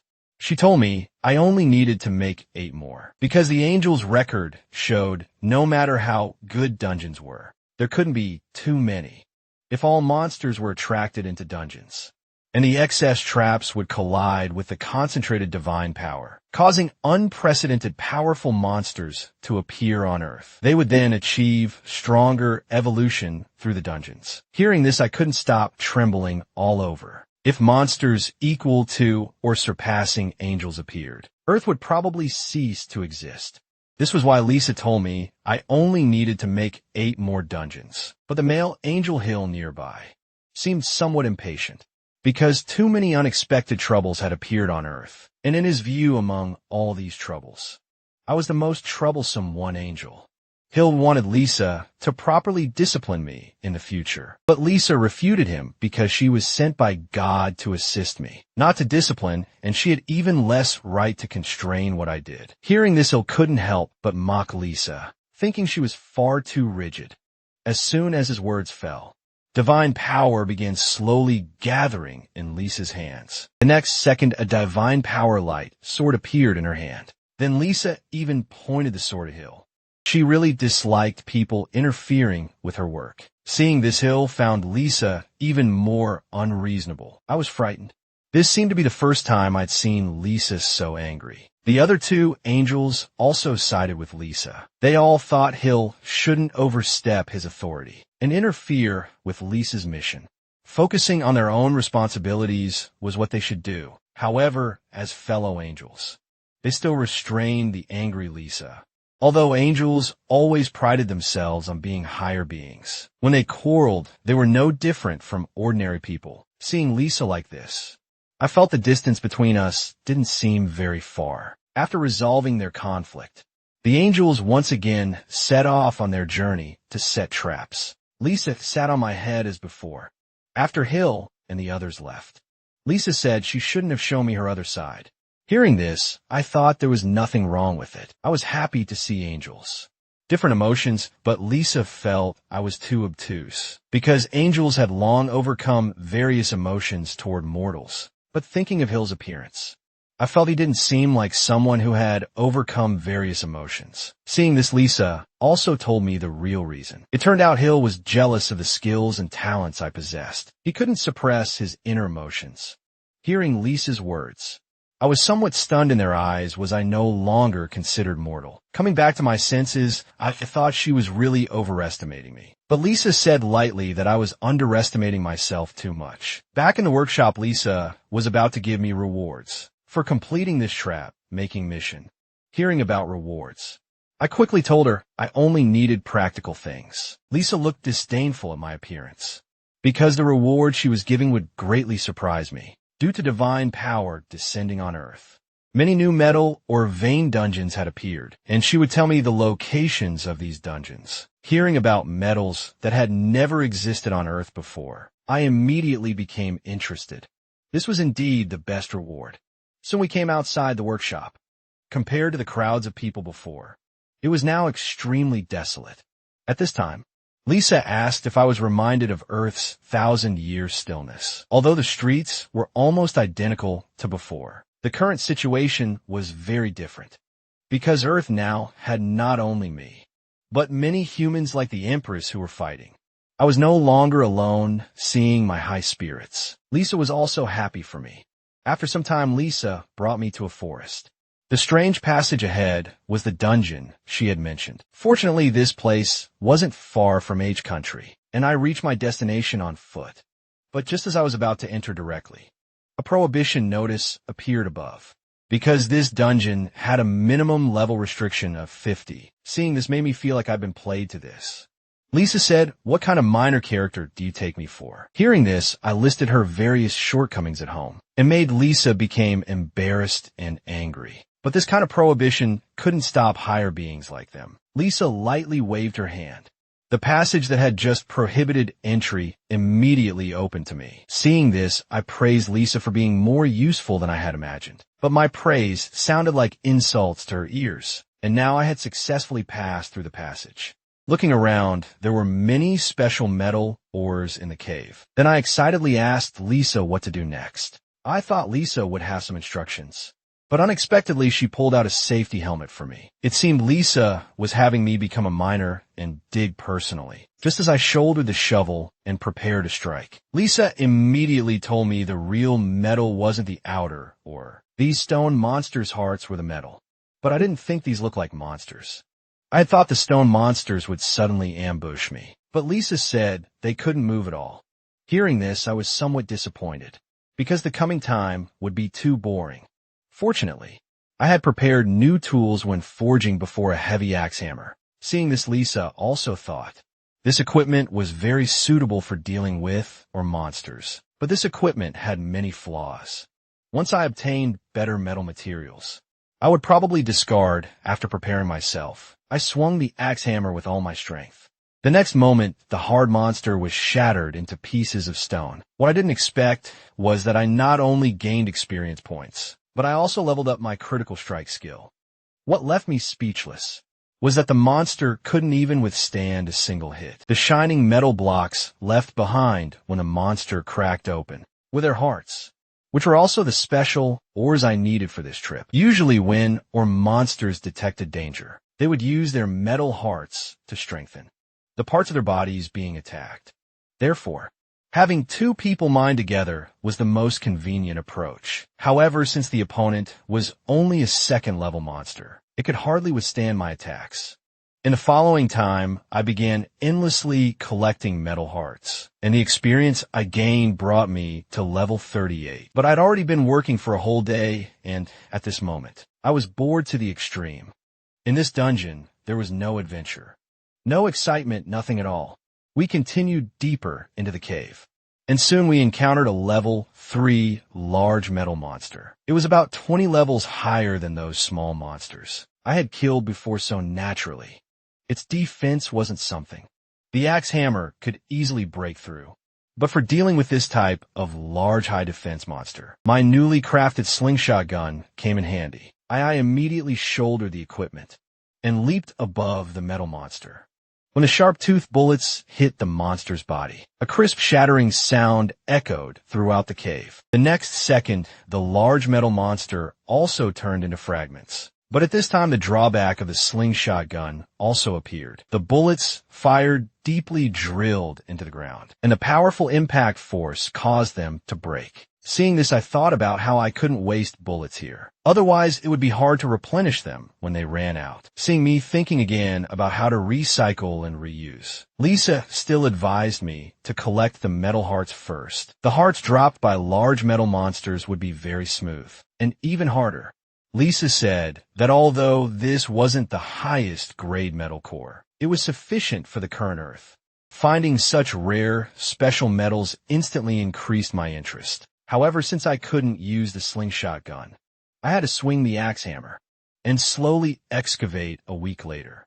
The metal monsters in the cave had almost been completely cleared out by me, but unfortunately, I didn't encounter any higher level metal kings. After collecting all the metal hearts, Lisa and I left the dungeon. But as soon as we came out, the people ahead surprised me somewhat. It turned out that the angels, who had finished setting up the underground city, had returned, and they also brought good news. That was under the operation of the underground city. Earth had returned to normal and successfully completed its upgrade. The monsters were also slowly disappearing, and now Earth's civilization had recovered. Many people also returned from other worlds. After receiving notifications, Heaven would also restrict the mission rewards from other worlds to prevent humans from staying there continuously. So when we just returned, the streets had once again restored their former bustle. After returning from the dungeon, I had been crafting equipment. The armor before me enhanced by special metals, and my techniques had now reached legendary level. It even came with powerful passive effects. Seeing the scene, I couldn't help but get excited. This meant that when I wore the armor in invisibility mode, attacking with a spear would grant me a 50% attack power bonus. Moreover, after crafting this equipment, my blacksmith profession also upgraded to mythical level. Next was the choice of weapons, and it was time to abandon the spear. I immediately threw it, along with the old armor, into the eternal flame at this time. The system prompted that the eternal fire had completed its upgrade. The eternal flame now also looked very happy. But after being busy all day, I was still too tired, so I decided to go home and rest. Well, I woke up early the next morning. The scene in the living room really made me nostalgic. My parents had returned from the other world, and my mother was making breakfast. As before, since the massive arrival of monsters, I hadn't had a proper meal in too long. But halfway through the meal, Father hurriedly had to go to work, as everything had returned to normal. Now, his previous work still needed him to continue. Although many people chose to quit their jobs to become monster hunters, Father still wanted to be more stable before leaving. I hurriedly called out to Father. Then I had him put on the thin defensive underwear I had made earlier. This could avoid most damage from low-level monsters. After saying goodbye to Father, Mother said that universities had reopened and asked if I wanted to go back to school. Upon hearing this, I immediately refused because I didn't need it. Now, Mother supported my decision and didn't force me to continue university. After finishing the meal, I also prepared the same underwear for Mother, but she was more interested in the bag in my hand, however. This bag was very heavy, so I didn't give it to Mother, but instead gave her a lightweight portable backpack. After leaving home, I still returned to the workshop, but when I opened the door, everything inside had been completely renewed. It turned out this was a reward from the god. All the tools in the workshop were now high level. The materials for these tools would only be available after Earth evolved to the second stage. Just as I was looking with bright eyes and thanking Lisa and the god, she told me that these weren't all the rewards. Lisa then brought me a book for acquiring poison-resistant skills, which would allow me to resist toxins from level 4 monsters. Seeing this, I was even more excited, as this meant I could eat monster meat freely in the future. Next was the final reward. Earth had completed its evolution, so Lisa was going to tell me the location of the dungeon, where trolls appeared, and that place was actually in Country Inn. After Lisa informed me of the country where the trolls were located, I immediately bought a ticket and came to the airport. The reason I was so quick was because this was my first time taking a plane. But Lisa suddenly held her forehead saying, I seem to have forgotten something. She said that Earth's order had basically been completely restored, and going abroad required a passport and visa. This was basic common sense. But I seemed to have neither. At this I was first startled, then smugly said I had another way. That was to use invisibility effect to sneak over, just as I thought no one in the airport could discover me like this. I happily boarded the plane. It wasn't until I sat down that I understood. Modern surveillance couldn't detect visibility skill. Looking at the young lady next to me pushing over some drinks, I even shamelessly took a bottle. This made her instantly dumbfounded, not knowing what had happened. During the flight, I discovered fighter jets outside. According to the newly released guide on the plane, these were to deal with aerial monster crises. So the entire flight was escorted by fighter jets, carrying capable individuals. I understood why the plane tickets were so expensive, and to reach the end city where the troll dungeon was located, I needed to transfer once at a city. I slowly lay down to sleep, thinking to myself that this trip seemed very smooth. However, when I arrived at a city, an accident still occurred. The sudden monster attack left both Lisa and me silent, but I wasn't someone who feared trouble. So I put on my mask and prepared to take action. Lisa said this wasn't an ordinary monster incident, but very likely a problem with the destruction traps, although a large number of monsters had all been contained within it. Those that remained were the monsters that appeared after Earth's evolution, had undergone massive mutations, and they were more powerful than previous monsters. Looking at the surrounding environment, Lisa said these monsters could absorb the aura of destruction traps, thereby changing the external environment. In other words, although ordinary monsters were trapped inside dungeons, the monsters that overflowed from dungeons could turn the outside world into dungeons. As well, this was the overflow phenomenon, most likely to occur during the early stages of world evolution, or dungeon birth. Lisa told me to eliminate the monsters quickly, because these mutated individuals might resonate with other dungeons. If I let any monster escape today, new overflows would inevitably occur in other places. Her words shocked me. Earth's situation would be very dangerous. Now this also made me angry. They clearly said I was coming to receive rewards, but ended up making me clean up the mess again helplessly. Lisa said we must stop the overflow, and she would issue me a mission, with rewards being status-related skills. Upon hearing this, I immediately accepted the mission with joy, but at this time, a huge sandstorm suddenly occurred nearby. Some capable individuals were no match for the monsters behind them. Seeing this, the security personnel wanted to try using guns, but they couldn't even cause a slight scratch. These mutated monsters were called flame lizards, and they could even speak simple words. Lisa told me not to be careless. They were second-level mutated monsters, capable of using special abilities. To this, I showed her my current armor and spear. How could this type of monster possibly block my attacks? After taking the previous spear to be tempered in the eternal flame, combined with the high-grade metal hearts I had obtained, the spear had now become a unique grade death black spear, not only with 2,400 attack power, but also with a special effect. Critical hit probability and damage would increase by 30% with just one thrust. The level -62 flame lizard before me was directly killed. The feel of the death black spear was simply too good. I was growing more and more fond of it. However, after Lisa's investigation, this lizard had no magic stone and could only be butchered later. Due to the battle just now, I was also discovered by everyone. Just then, another flame lizard quietly approached from behind. The flames from its mouth arrived almost instantly, but my speed wasn't something this type of monster could match. However, the lizard's attack range was too large, so I had to lure it outside first.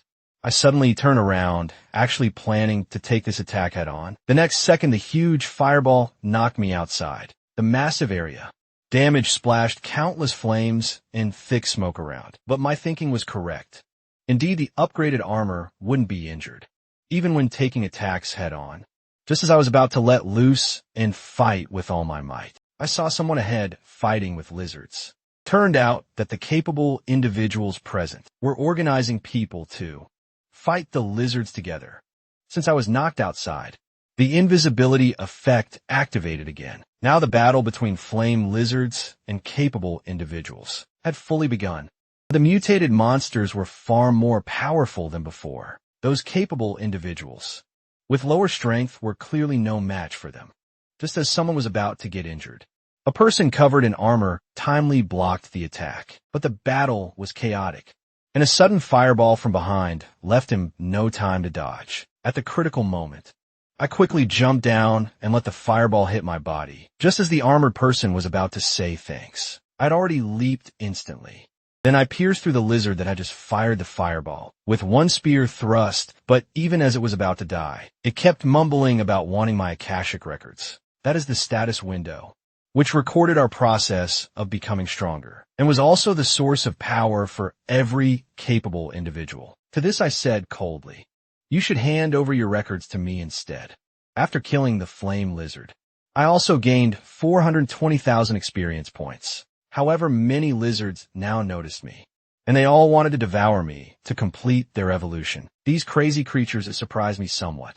Was this also due to the overflow, causing the monsters to only focus on obtaining records and evolution? At this time, the person in armor hurriedly came over to thank me. Hearing it was a woman's voice, I struck what I thought was a cool pose, telling her to be careful of her back when fighting in the future. What pleased me most was that she indeed praised me for being handsome. Although Lisa said that was because she couldn't see my face. Time passed bit by bit, and our battle with the lizards continued. Behind me now were all monster corpses. My level had also reached 44. But these lizards kept appearing, making me somewhat tired. ISA said we needed to kill the leader. That was directing the environmental changes first. If we didn't kill that boss, monsters would keep appearing. But since the beginning, I had been surrounded by many lizards attacking together, so I couldn't break away temporarily.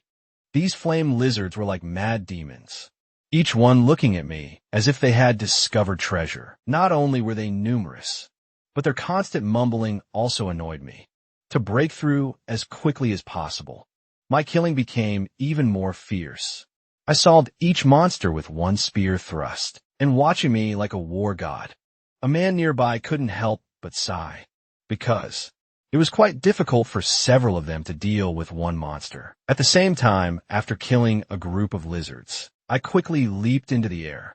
Next, I needed to carefully find who was the leader of the lizards. Soon I discovered the black leader being protected by many lizards. Without any hesitation, I charged down with my spear. The powerful force killed all the leader's guards, and I also leveled up to 45. But this leveling speed still made Lisa feel it was too slow. Just then a huge stone pillar suddenly smashed toward me. Fortunately, the person nearby quickly reminded me, and also told me that the stone pillar would explode. Surprised me was that this man spoke the same language as me. Hearing him mention explosion, I appeared nonchalant. I turned around and grabbed the flame lizard's neck, and threw the monster out hard.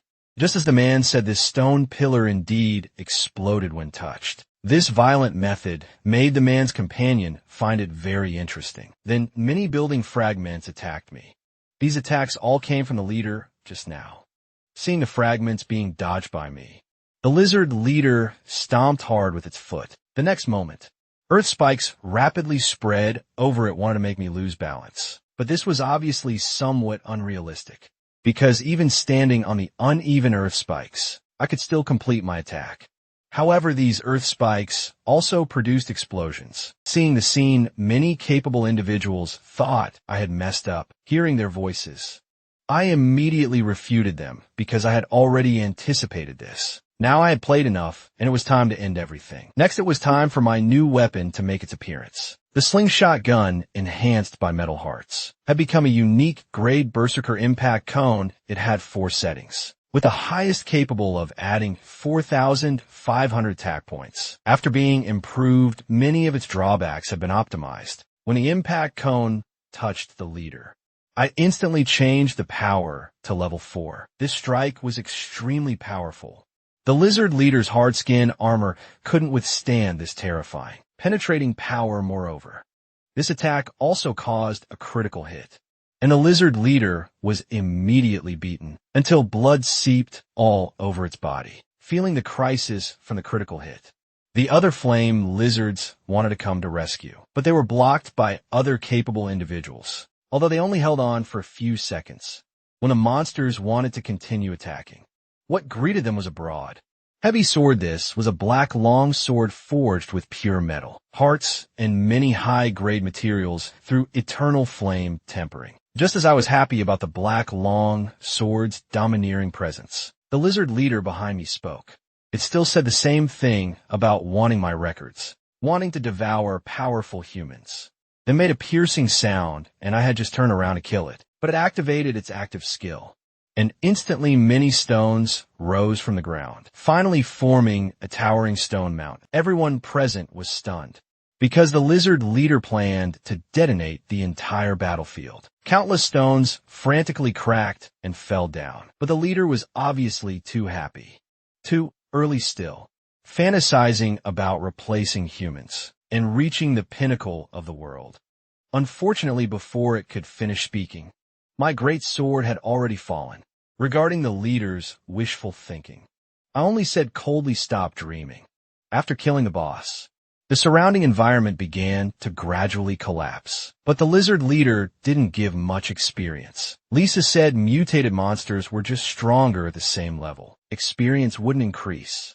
After all, the lizard leader was only second level. Although I was depressed hearing this, at least this incident could be resolved. When I came down, I was surprised by the scene before me, because many capable individuals surrounded me. Two of them were especially enthusiastic, with a girl saying she could help heal me if I was injured. At this time, I recalled them and mistakenly thought the two were a couple. Thinking of this, my expression changed, and Lisa said she sensed jealousy from me. After I responded that I wasn't injured, I told them to quickly deal with the remaining monsters and not let any escape looking at my departing figure. The girl was somewhat curious whether I was a third profession change. Professional time slowly passed, and now the battle to kill flame lizards was nearing its end. But while killing, I suddenly remembered movies I'd seen before. What if after I worked so hard to kill lizards, one would still quietly escape alive? They would wait for me to leave a city before returning to cause disaster again. But this earned Lisa's eye roll as she wondered what kind of movie I had watched. She then told me that such movie scenarios were impossible for me to encounter. Then she continued to guide me to the lizards' locations. After killing the last few lizards, I had almost solved them all. Just as I was putting materials into my backpack, Lisa said that although it was a spatial backpack, carrying this much wasn't good. Initially, I didn't take it seriously because my strength was great, but soon my body stumbled. Then I was pressed into the ground by the huge weight. The backpack filled with all the monster corpses was really too heavy. So I told Lisa to add some weight-adjusting functions to my backpack after throwing the backpack on the ground. First, I confirmed this proxy mission. Then Lisa began chanting incantations, and the target of the spell was my backpack. After a while, Lisa also called two other angels. She wanted her companions to help operate divine arts. Looking at the backpack pressed into the ground, the two angels instantly understood Lisa's meaning. Then the three of them began casting divine power on the backpack. Soon my backpack flew up like a feather. Lisa told me I could now freely set the backpack's weight. Even if I put dozens of tons of things in it, I could set it to weigh just a few grams. At this time, the green-haired angel nearby suddenly smiled. She said she had seen my active fighting performance today, and the child she was looking after also participated in this battle. Upon hearing this, I was instantly surprised. Turned out there were other humans besides me receiving angelic help. Lisa told me this was indeed the case, and this was also to protect rare, outstanding, capable individuals. The child looked after by the green-haired angel. Parita was called Ryuna, a priest blessed by the goddess of beauty. She hoped that if I met her in the future, I could help her more, but Lisa said not to reveal my abilities to her. Parita was somewhat surprised, because this was the first time she had seen Lisa care about a lower existence. Could it be because of affection? Her companion's words immediately made Lisa embarrassed and angry. Then Lisa urged them to leave here quickly. Before leaving, Parita didn't forget to ask me to take care of Riona. After they left, Lisa asked if I wanted to get to know her, but as someone with social anxiety, I was unlikely to actively approach others. Next, Lisa would give me the skill she had promised before. It was a skill that didn't require divine power to use. Called Monster Strength, this felt like a monster skill to me. And Lisa said it was because I had almost learned all human skills. After dealing with the lizards, I boarded the plane to depart. I didn't expect those two were also on this plane. She couldn't see my figure and said Parita clearly said that person would also take this flight. This was naturally me, using invisibility to secretly hide behind an eavesdrop. For some reason, I had an ominous premonition when I encountered them. After arriving at End City, I quickly found the dungeon where the trolls were located and prepared to enter. But the dungeon before me was obviously somewhat wrong. Before coming, Lisa had heard it was just an ordinary troll dungeon. But after her investigation, Lisa quickly understood what had happened. Turned out this was a very rare merger of two dungeons, which was why the entrance had become so large. She reminded me to be very careful, because this dungeon might have other monsters besides trolls. Hearing what Lisa said, I was still somewhat puzzled. So she simply stated that there were two bosses in the dungeon ahead that needed to be dealt with. After entering this dungeon was a rare highland area, and soon I saw a troll, although it wasn't what I had imagined. But soon the troll before me yawned. The next second, it directly fell asleep. This shocked me. The troll took only 3 seconds from falling down to sleeping. Lisa said most trolls possessed resting skills, so they became the materials needed for rest skill evolution. I simply love this type of foolish monster. After slowly approaching, I decisively ended the troll's life. After collecting the needed evolution materials, I couldn't help but sigh how easy it was, and Lisa said that was because I was too strong now. I still needed 500 more trolls to complete the evolution, so I happily embarked on the hunting journey. But just then there were other people at the dungeon entrance. The newcomers were Riona and King Hajin, and Angel Parita also came with them. From King Hajin's words, I learned they seemed to be looking for scorpion poison, while Riona appeared very excited. Parita reminded the two to be careful in this dungeon. But after they entered the dungeon, entrance quietly turned red. Time flashed to several days later at night. At this moment, I was roasting troll meat in the camp. Because I had previously acquired poison-resistant skills, I could now use monster meat for sustenance. Lisa was helpless about my approach, because monster meat itself was poison. But I really liked this taste. Unfortunately, Lisa refused to eat troll barbecue after eating a skewer of roasted meat. My poison-resistance skill also leveled up. Lisa said this also reflected that what I was eating now was highly toxic. But I continued eating meat with great appetite, not caring at all after a while. I was finally full. The food was delicious because I had acquired cooking skills, and using monsters for cooking could make cooking skills improve faster. While resting, I asked Lisa, today is already the 5th day. But apart from trolls, I haven't seen other monsters. And even when I made fire and cooked, here no monsters appeared. Lisa had a guess because after I changed profession to become a blur, spearman invisibility skill was also enhanced. Probably the fire. Light and smell were also hidden, so monsters couldn't find me. In the following time, I continued searching for and killing trolls in the dungeon. As usual, I also encountered some powerful trolls during this period, but now I was getting somewhat tired of their meat. However, these words were spoken by Lisa after reading my inner thoughts. Although I was tired of it, I still had to continuously obtain materials to upgrade skills. After killing dozens more, the status window suddenly sent a notification. Without a second profession, I couldn't level up to 50. It turned out these days of killing monsters had brought my level to 49. Then the Akashic record selected 4 second profession. Professions for me based on my combat history. Next came teacher Lisa's little classroom. Blur Spearman Expert was the next stage of my current profession, which could greatly enhance skills and attributes in all aspects. But I didn't want to continue choosing this profession, because if I enhanced it further, probably even Mom wouldn't be able to find me. Duel expert was a melee profession that would throw weapons in battle, and would even use the body as a weapon. Berserker was even more unacceptable to me. That was a profession that would fight to the death, and as long as the opponent hadn't died, would never leave the battlefield. In Lisa's view, these three professions were all very powerful and difficult to obtain, and they had a common point.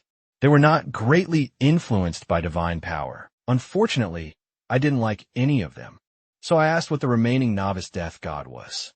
This was also the only one Lisa wasn't clear about among this batch of professions. Probably another new, unique profession. I only hoped it wouldn't suddenly change professions like last time, but since I didn't like the other professions, I decided to choose Novice Death God. Lisa had already anticipated I would do this, because I liked unknown things more than anyone. I pressed confirm, and this time, there was no sudden profession change. But it required me to prove my qualification to become a death god, and the conditions were also quite outrageous. I needed to use surprise attacks to kill 100 second level monsters with one strike and use surprise attacks to kill 1 third level monster with one strike. This difficulty was so high that I couldn't help but shout. Now, I doubted whether I could successfully complete the second profession. Change after thinking it over. I felt it seemed not completely impossible in this dungeon. Lisa wondered what special method I had. Then, I told Lisa that I needed to postpone the evolution of rest skills. I planned to use magic, stones, and divine power techniques to enhance my weapons again. After a while, I was still thinking about whether current weapons could kill with one strike. But at this time, there was a noise from behind. Looking back, I actually discovered a huge desert scorpion, but they shouldn't appear in highlands. And the scorpion's claws were holding Riona, looking at her being captured by surprise. Perita was very helpless. She had clearly reminded them to be careful. King Hajin was chasing the desert giant scorpion from behind, not understanding the situation. I was very curious why they were caught by an opponent that didn't look very strong. Lisa said they were probably ambushed. Originally, I wanted to avoid getting involved with these two people, but now that I had encountered them, I couldn't ignore them just as I was about to take action. Lisa discovered this was the skewer I used for barbecuing. As I threw out the metal heart iron skewer, she realized I was actually using such precious metal to make barbecue skewers. And the strike also opened the scorpion's giant claw. Then I quickly rushed forward and caught Riona. But the next second, I threw her out without hesitation. King Hajin, who hadn't reacted, was immediately knocked down, while I took out another iron skewer from my backpack, and I quickly charged toward the giant scorpion. While I got close, I threw the iron skewer with full force. The desert giant scorpion was directly pierced by the sudden, powerful force without any resistance. The reason I could kill it instantly was because I achieved a critical hit. My critical hit skill had reached level 9. Hearing the window prompt, I realized the scorpion's level was so high. Lisa told me this was because its main attack method was poison, so other aspects were relatively weak. Having gotten tired of troll meat, I looked at the scorpion's corpse and couldn't help but think about barbecuing giant scorpion again. On the other side, Riona was fine, but King Hajin had been knocked unconscious. When Riona turned around, she also discovered who had saved her. But when Riona called me the Dark Knight of a city, I was somewhat slow to react to this new title to this. Riona showed me posts about me online. King Hajin had also awakened, and they were chatting about rumors concerning me. Lisa instantly became furious, which made me curious if she had encountered something online. After listening to them for a while, I didn't pay attention and turned around to process the scorpion, having witnessed the entire process. They couldn't help but be impressed by my butchering skills. By evening, there was sizzling, oily roasted meat in the pot at the camp. Yuna and King Hajin beside me hadn't eaten for a day, and looking at the delicious food, both their eyes were shining helplessly. I said I could also prepare their portions, but this meat was poisonous. Upon hearing this, Ryuna quickly raised her hand, saying she could solve the poison problem. Ryuna, blessed by the goddess of beauty, merely extended her hand to cast divine power. Soon the toxins in the monster meat dissipated like steam, and the meat, after her purification, became even more delicious. This also made me feel very unfair. She was already so beautiful, yet possessed such excellent abilities. Lisa also expressed that she was indeed blessed by the goddess of beauty, and Ryuna's sacred power surprised even her. This was the entire process of me eating with them. After eating their fill, both Ryuna and King Hajin thanked me greatly. Seeing me silently cleaning up the iron skewers alone, Ryuna actively invited me to team up together, but as soon as she spoke, I instantly refused.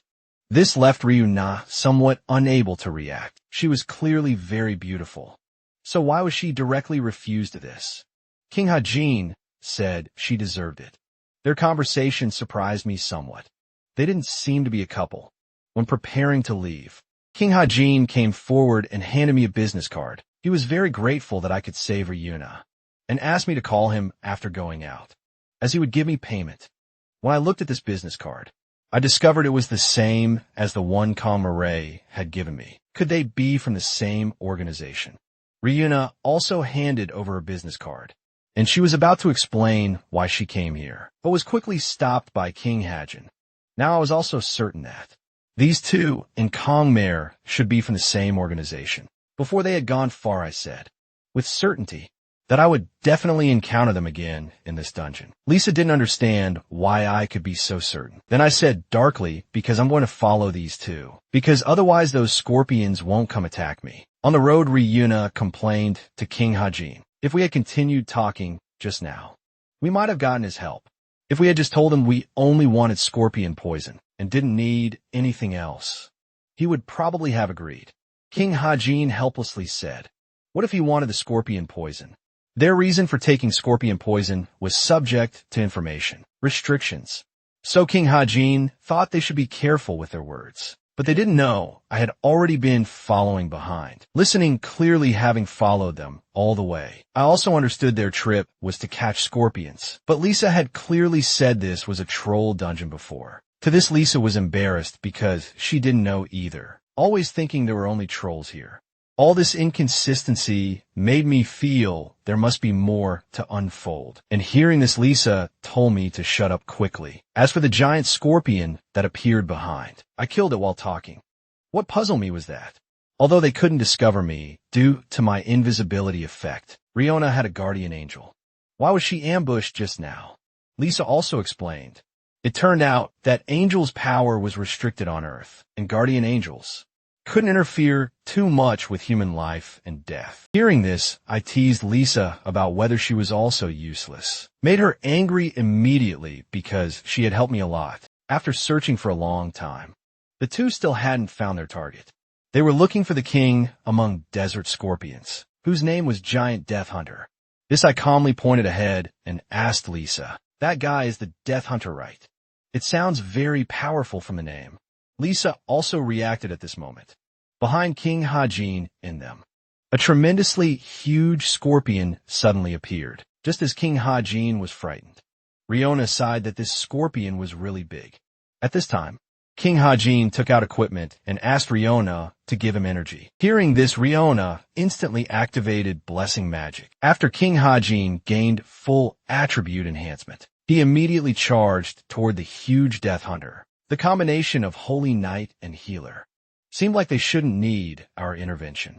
Lisa originally thought so too, but the situation seemed to have changed, and she thought, I should go help, because behind Ryuna came an even more powerful troll. Hearing the monster's breathing behind her, Ryuna looked back with this look. She was immediately startled by the troll, knowing they couldn't resist two monsters. Ryuna quickly reminded King Hajin to escape when the troll chased them. It was also the best time for me to surprise attack the impact cone I had just improved, had greatly enhanced killing power again.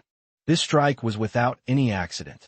The troll was immediately pierced through the heart. The monster's fall caused tremendous vibrations. Hajin had already been frightened by this powerful might. When I landed on the troll, I confirmed the drawback of the improved impact cone, because after using it just once, the impact cone broke.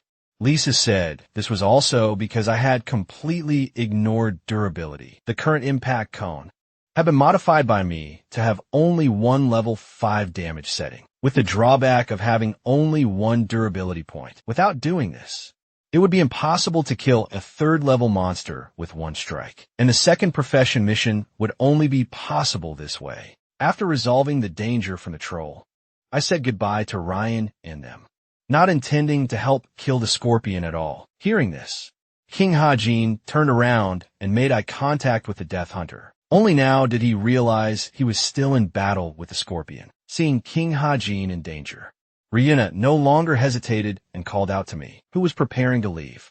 She said that if I could help kill the scorpion together, then everything except the scorpion poison would all belong to me. As soon as she said this, I immediately turned around and happily agreed. I had waited too long for this sentence. Hearing this, King Ha-jin wanted to refuse, but was refuted by Ryuna. After all, they should indeed accept my help now, however. In just this moment of turning around, King Ha-jin, who didn't react, was instantly wrapped up by the scorpion's tail. Looking at the situation, I understood he couldn't refuse anymore either, so I jumped next to King Ha-jin. Then I swung my spear, and the Death Hunter's huge scorpion tail was cut off by me. My attack wasn't over yet. After causing damage with a surprise attack, I had to follow up with pursuit. The enhanced spear shattered the scorpion's hard shell. With this strike, King Ha-jin was still amazed by my strength. Luo Yona, beside him, quickly reminded him to hurry up and attack together with me. King Ha-jin, who came to his senses, hastily used his divine power, then launched his pursuit skill. Through Lisa's explanation, I learned this was a skill that was affected by the previous attack and increased the damage of the next attack. But in my opinion, King Ha-jin's skill using divine power didn't seem as strong as I had imagined. After his offensive ended, it was followed by my next round of attacks. I was equally skilled at delivering finishing blows. After suffering my fatal attack, the giant hunter died completely. When the battle ended, I quickly began butchering. Soon I had picked out all the poisonous parts. I gave them the poison needles and poison threads. Lisa suspected whether Parita had calculated everything from the beginning. Just to get my help, I had no thoughts on this matter, and went to handle the giant scorpion's corpse. Unexpectedly, the giant scorpion dropped a third-level magic stone. This greatly surprised Parita, who hadn't expected Earth to use high-level magic stone so quickly. However, just as Parita's exclamation ended, she was once again restrained by Lisa. Having obtained this third-level magic stone, I would soon be able to complete my mission. After finishing collecting the materials, King Ha-jin and Leona extended an invitation to me, wanted me to join their team. But once again, I decisively refused. Yet they continued, trying to persuade me to join. Even the angel Parita thought the same way. A group of powerful ability users. Teaming up would greatly improve hunting combat effectiveness. However, even so, I still refused to join their team. After all, I had always had a weak presence since childhood, and had grown accustomed to being alone. Seeing this, Lisa politely declined on my behalf, and urged Parita and Leona to leave. Before leaving, King Ha-jin and the others told me to make sure to contact them once I returned to my country. My inner thought was that it would be better if we never met again. Now only Lisa and I remained. It was time for me to do what I needed to do. I had already collected all the evolution materials needed. For the rest skill, I was looking forward to seeing what changes the rest skill would have after evolution.